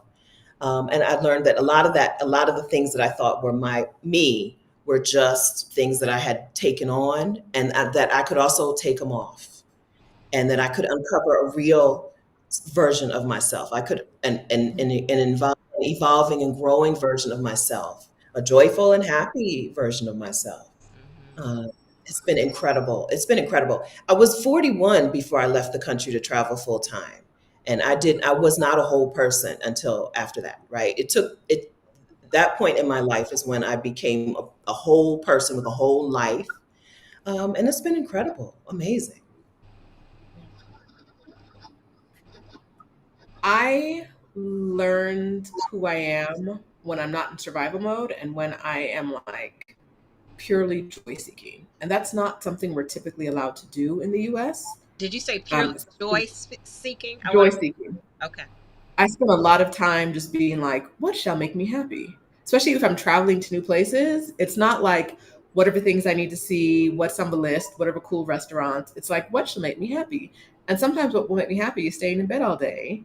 And I get to do that because I'm a grown up and I paid for this bed, right? So, like, I'm going to do what I want.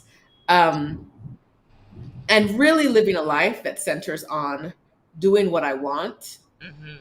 which as I say it in like the American construct sounds super selfish. I allow myself to be selfish. I allow myself some space to say like, I don't have to take care of anybody else. If I want something, I get it as long as it's not hurting anybody else, right? Like my goal is to make sure that like I can seek joy. I can make that one of my highest values in a way that I can move through the world without creating harm. And if I'm doing that, I've lived my day right. And then I've lived my week right, my month right, my year right, and hopefully I'll live my life right. And that's not who I was before because capitalism, Hmm. right? Yeah.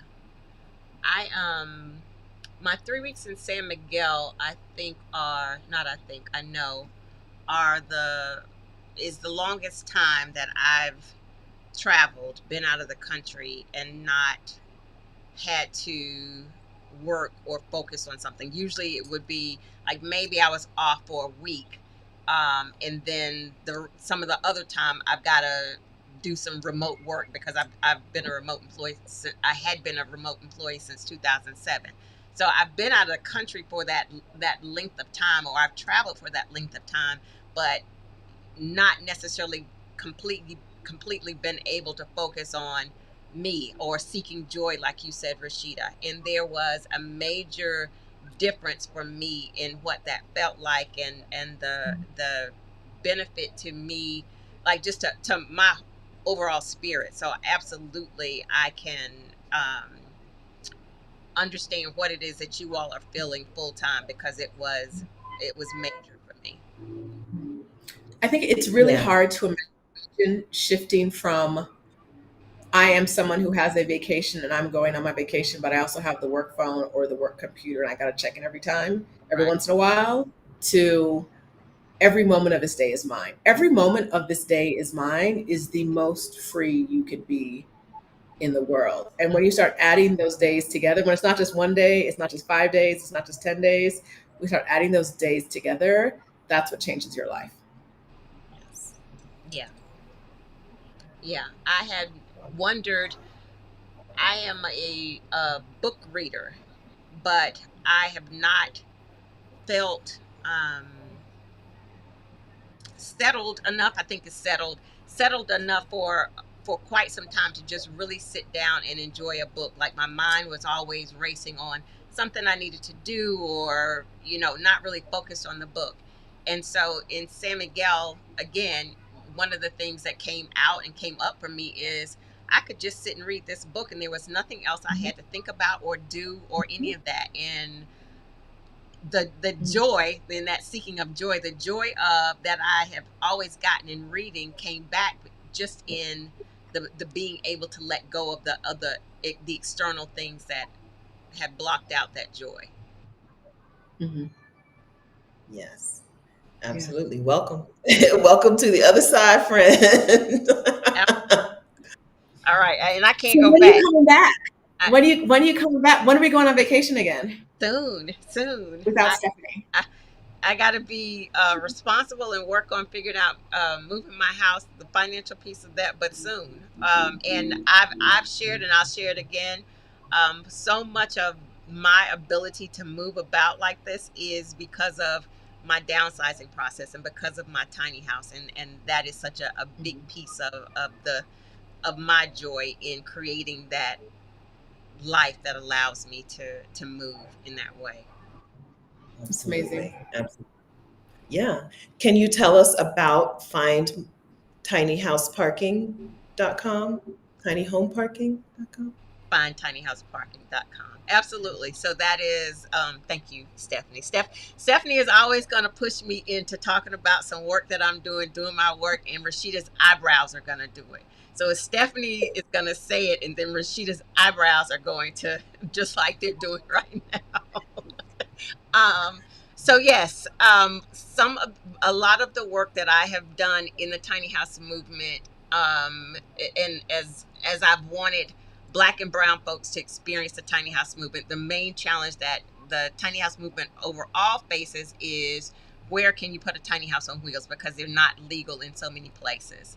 That becomes a double challenge for Black and brown folks of, where can I put a tiny house and be safe, that my Yes. counterparts don't have to deal with. And so, for about 3 or 4 years, I had done a manual process of matching Black farmers and property owners with Black and brown tiny house owners for mutual cooperation. You've got some land, I need somewhere to park my house, and so let me rent your land.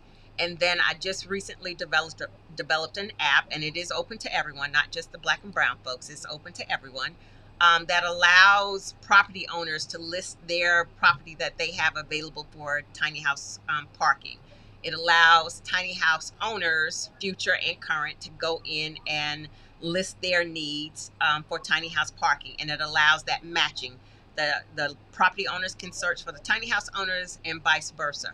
It also, vice versa, I heard somebody saying, I'm not sure. Anyway, it Yeah. also allows for people who want to collectively purchase land to create tiny house communities.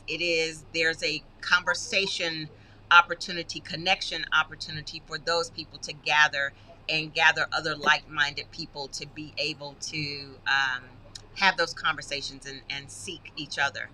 The other piece of that is, it also allows builders, tiny house builders, who aren't the big companies that Mhm. everybody knows their names, It is potentially the small company or the GC who is building tiny houses can go in and create a profile, because one of the other main questions that I get asked is, do you know a black builder? Or do you know a Mhm. builder that's not the main builders? And so a builder can go in and create a profile and add all of their information, so that, and you've got a dedicated community focused on tiny houses that can find your information, and you can in reverse connect with them. And then the last piece of that, what? Oh, I was going to say Rashida left us. The last part of what this application offers is if you have a tiny house to sell or to rent. So, and it can be a tiny house on wheels, it can be a schoolie, it could be an RV, a tiny house. You can sell it, or you can advertise it for sale. You can advertise it for rent, like Airbnb, if you have that space within the application. And I am going to drop my link because I don't have it right now, but I'll drop the link. It is findtinyhouseparking.com, and it is the thing that I have always wished was available to me. It was me Yes. creating this thing, being the change that I wanted to see. So thank you, Stephanie, for um, requiring me to talk about what I do, as you always do. Thank you for doing it. Listen, so Mhm. thank you for doing that. Yep, There's a there. This is a movement.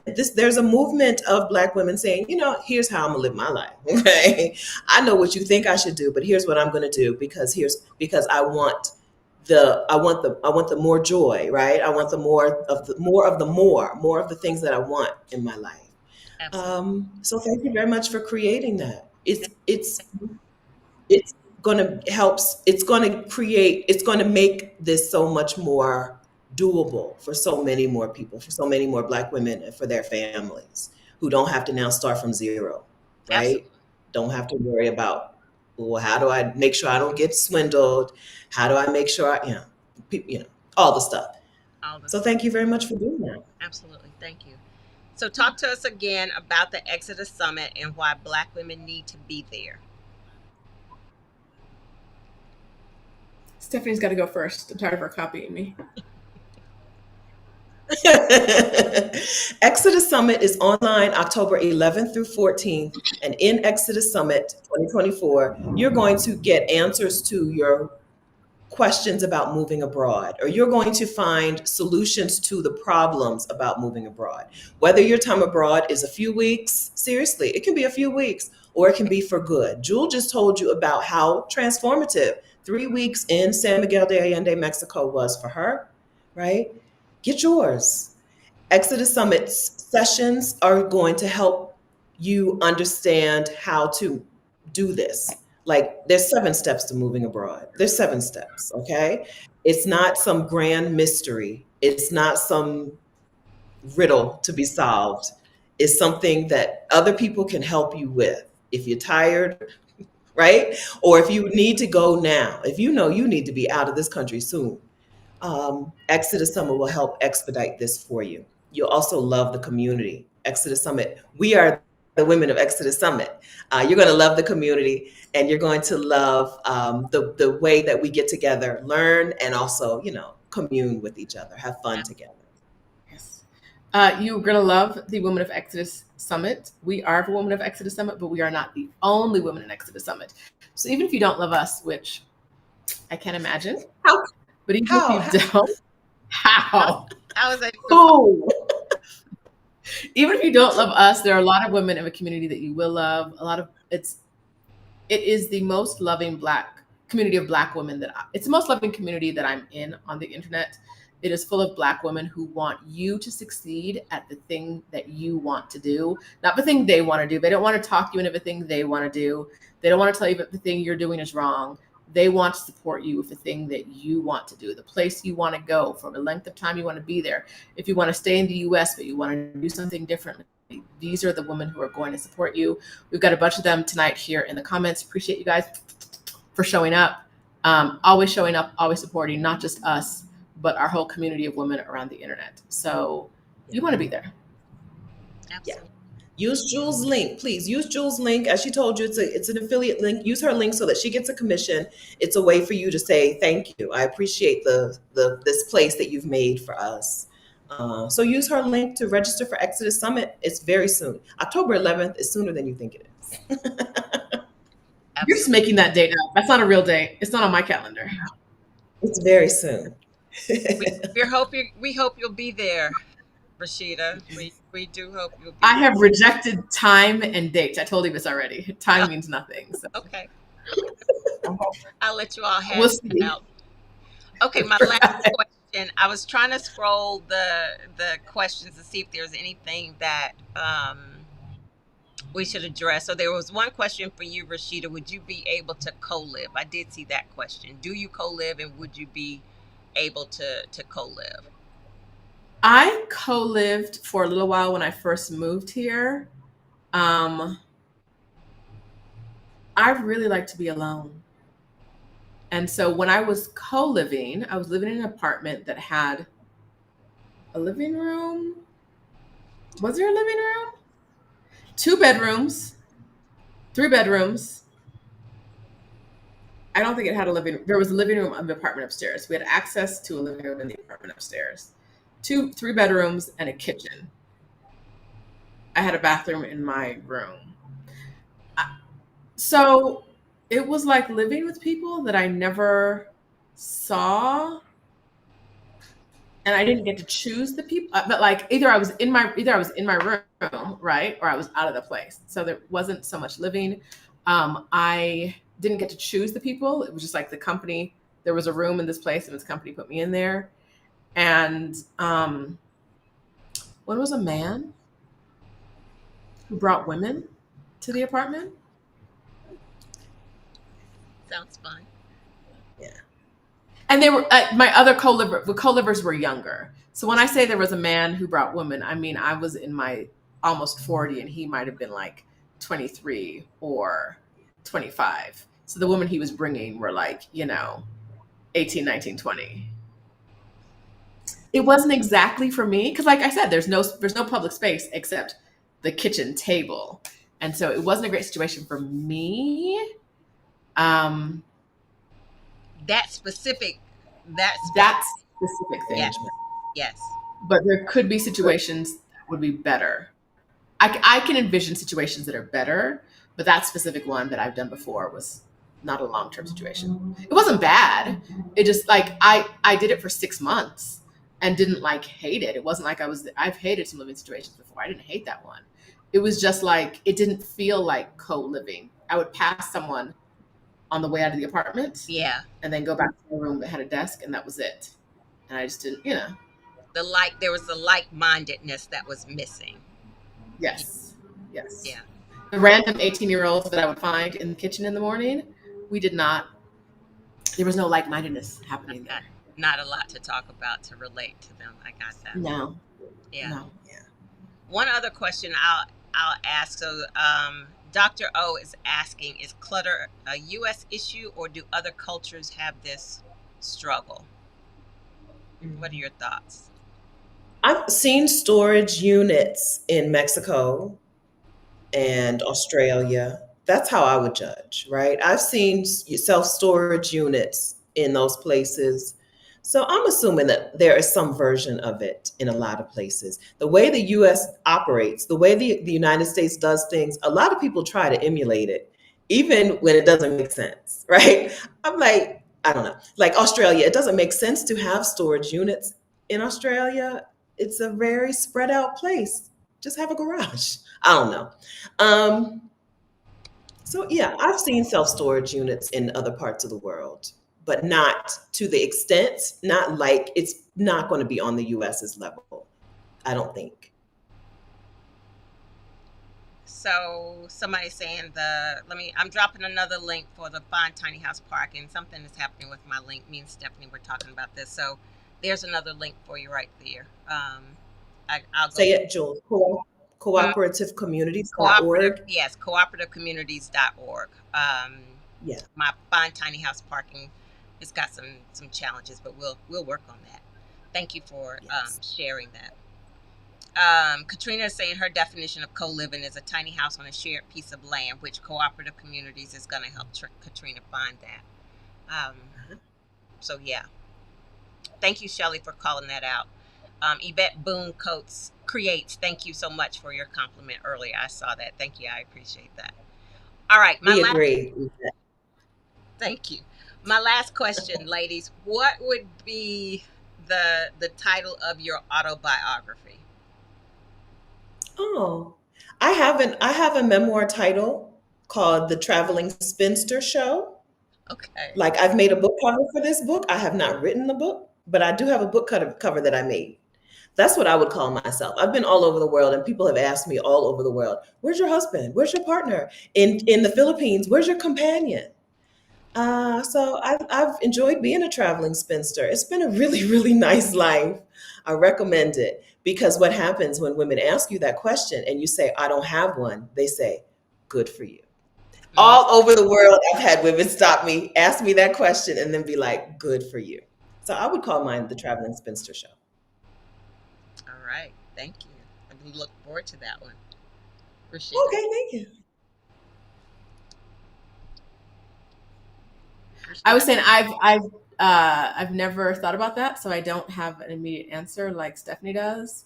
So I'm going to copy her answer and say the Traveling Spinster Show. I too no, I don't know. I've never considered writing a memoir, so I don't have a title. I'm very much a person who's like, this is what you get today. And if I'm in the same mood tomorrow, this is what you're going to get tomorrow. And so I don't feel like I need to give you more than today, which is also why I'm terrible at posting on the internet. I'm terrible at posting on social media because that was yesterday. I did that yesterday. That was yesterday, Rashida. Like, why are we don't need to talk about that. And so So that can you is, give us a can we, what? Are you trying to give me a Can I give you Stephanie? Actually, yes. I will accept this opinion from you. Please, just please call it share. Sheeta's on the Loose? You've made a whole you have a brand already called Sheeta's on the Loose, right? Yeah, yeah. Oh, okay. I'm so sorry. Excellent idea. Thank you so much, Stephanie. I didn't Thank you. respond correctly. I love that. Excellent idea. I cannot believe I didn't think about that before. That's such a good title. Thank you. Thank you. Thank you. Thank you Thank for you. asking before you provided it and listening to her answer. We thank you. Ooh, excellent. We thank you. Yes. All right. One last question. Kata Cosmetic. I hope I haven't messed up your name. Might there be an interest for Exodus women in having a landing spot, temporary co living when bopping back through the Bay Area? I kind of know this is something that my friend Stephanie is interested in. So I see it's directed to Sheeta, but Stephanie. I can't read, so I Stephanie think can have that. that is a delightful idea, and we would absolutely love that. Listen, I think someone should give us a motel or something. Someone should give us that. We're not gonna buy it, okay? We're not gonna pay for it. We don't charge enough for Exodus Summit to go buy property, all right? But if someone wants to give us a sabbatical space, I think it would be wonderful for us to have that. Thank you for that question. And now we have put it out into the universe. And Thank it's out there. And it's good. you. We're Let me go get my at crystal. existence. Let me Yes. go get my crystal. Yes. If you have a rub the fertility one. If you have a motel, hotel, Holiday Inn that you're no longer want, please call Stephanie Perry directly. Thank you and good day. I'm going to help her with it. So no fears. That's Yes. something I'm All interested in. right. We talked about Excellent. that in Thanks. Costa Rica. Yes. Hmm. That's why y'all should not have been Costa Rica without me. You needed chaperones. And Katrina didn't do her job. She was engaged in the Burning conversation. bacon. I'll just, She was too busy burning the bacon to actually do it. that was a different day, but she was engaged in the conversation and agreed. Mm. So Okay. one of the suggestions for your autobiography, Sheeta, is This Is What You Get 2.0. That's what you get today. Tomorrow might be something else. Yeah. Child, I don't know. Yeah. All right, ladies, talk to us one more time about why, if there's one last reason that we've not discussed, why folks should be at the Exodus Summit. One last reason. And There's nothing like being there. I want to say, as you're going to be watching the Exodus Summit, one of the takeaways from this conversation is to have a favorite space, have some of your favorite things with you, so that is helping you get in the mood for what you're going to be taking in from the Exodus Summit. So that for me is what I'll add to the importance of the Exodus Summit. That's right. I would like to start. And I'm going to Okay. say one of the reasons to be at Exodus Summit this year is Octavia Rahim. If you attended last year, Octavia Rahim did a rest session for us. She recalibrated our nervous system. She got us to like chill and like really embody rest in a way that some people really struggle with. And I know that since then, some women have been watching that Octavia Rahim video every single day, so that they can feel rest, they can be rested. And I'm gonna tell you, since I've attended one of her events, getting to see her at the Exodus Summit is a lot less expensive than getting to see her at one of her events. So if rest is important to you, if feeling relaxed, Octavia Rahim is definitely worth the price of a ticket. That's right. Octavia Rahim helps Black women establish a rest practice, right? She's amazing. We love her dearly. I think you should come to Exodus Summit because, listen, in a few months after the summit, women a lot like you are going to have made tremendous progress. They're going to be abroad, or they're going to have the remote job so that they can be anywhere in the world, not just move to one country. They're going to have residency somewhere else. Okay. It might as well be you too. Some people, this is our 5th year, so we already know what happens at Exodus Summit. Women come into Exodus Summit, they learn from the speakers, they execute, and the next update we get from them is, I have residency in this country, or I've moved to this country, or I've taken a sabbatical and I've been to 5 countries in 8 months, or I'm house sitting, I get free accommodation, I haven't paid for a place to stay since the summit, right? We already know the results. We hope you'll come because we want you to get that too. We really, really want Black women to live the life of their dreams, their desires, to live out a life even beyond what you're dreaming right now for yourself. And it's not impossible. It's getting some support and some community and taking some action. And one of the actions that you can take is coming to Exodus Summit. So we hope you'll be there. This is a personal invitation from us and from Jewel. You're invited. Absolutely. I mean, you've enjoyed the time with us tonight. Why not enjoy that in a broader spectrum and continued community in that broader spectrum? So absolutely. Absolutely. So I have to say thank you so much to both of you all for spending the evening with me. From the bottom of my heart, I thank you all anyway for our connection and community and for pulling me in. So that's a big thank you. And then for joining and having this conversation with me this evening. So I thank you. Kay is asking, is Exodus Summit only via Facebook? So talk about the way it happens. The community that we have, the all year long community, is on Facebook, but the actual annual event, what we're talking about today, has nothing to do with Facebook. We don't do any part of it on Facebook. It is an online platform where we just give you a link, you click the link, and you're in there, and that's it. Yeah. Very easy to maneuver. You can put it on your big screen, watch it on your laptop. You can take it with you if you find for some reason you got to leave. Like my suggestion. So last year I enjoyed the summit from a beach view. I went to Myrtle Beach, had rented Airbnb, a spot that I had a beach view.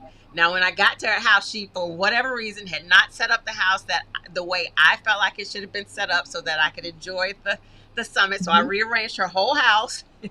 Of course, as one does. Well, and this relates to having the things the way you need them to be so that you can enjoy the space. But I rearranged her whole space so that I could see the ocean as I was watching the Exodus Summit, and I could see it on the big screen. So there's so much joy in spending that time and listening to the things and connecting with the chat. The chat is always going in conversation, and this is how you meet your people, your accountability partners, and those types of things. So absolutely be sure that you spend the time to focus on what you are going to be enjoying. Yes. Yes. Definitely. Absolutely. Treat it like it's going to be life changing so that it will be life changing. Absolutely. Absolutely. Yes. Absolutely. And that's That's the it. last comment. That's it. It's definitely life changing. Don't miss out on an opportunity that will transform your mindset and gain some new tools for you. Gain some tools. A new you. Diamond, thank you so Yes. much. Thank you. Diamond is, do you know that Diamond is in near Jewel and a Yes. person that we need to make so Jewel, okay, territorially, Diamond has been a person who has become friends with people and makes us jealous. Hi, Diamond, we love you. So Diamond is not far from Jewel, and so they So may be remember, becoming friends. I met No, Diamond when we did the meetup when you were here, taking stop it. care taking care of the sick You don't people. know each other. No, I don't. Diamond can't be Diamond, trusted. Diamond, I listen, don't know you, we Diamond. introduced Sorry. Diamond to somebody and she's in Hawaii with them. No invitation, no phone call. Just they'll send a photo of them out hanging out. Girl, who said? Who said? That's excellent. So That's no, Jewel, Exodus Summit. you've never met Diamond.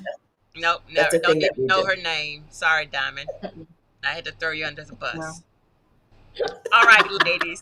She's saying hi, friends. Hi, friend. Thank you so much. Thank you, everyone, for joining. Thank you for, as Stephanie says, the people in the future who are going to watch this replay. We thank you for doing that as well.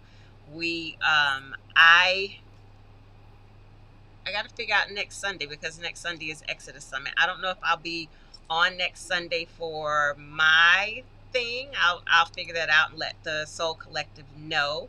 And then for the rest of you, I'll see you over at the Exodus Summit. Diamond is saying, yes, we did it, and I'm ready to visit your tiny house. Diamond, you should have texted something like, not necessarily said that out in How the would she world. text you? Does she have your phone number? No, but I was gonna slide it to her. And so now I'm not anymore because she's saying let me be quiet. So yeah, See, this is how y'all just erase y'all all. act like we can't add the one and the one and the two and the two Nope. and make Nope. the math. We can make the math. Mm-mm. Tab is saying looking Anyhow. forward to my first summit. Yay. Absolutely, you will Yes. enjoy it tremendously. Yes. Yes. And then Yes. Tab, you can be our friend and we can be territorial about you too.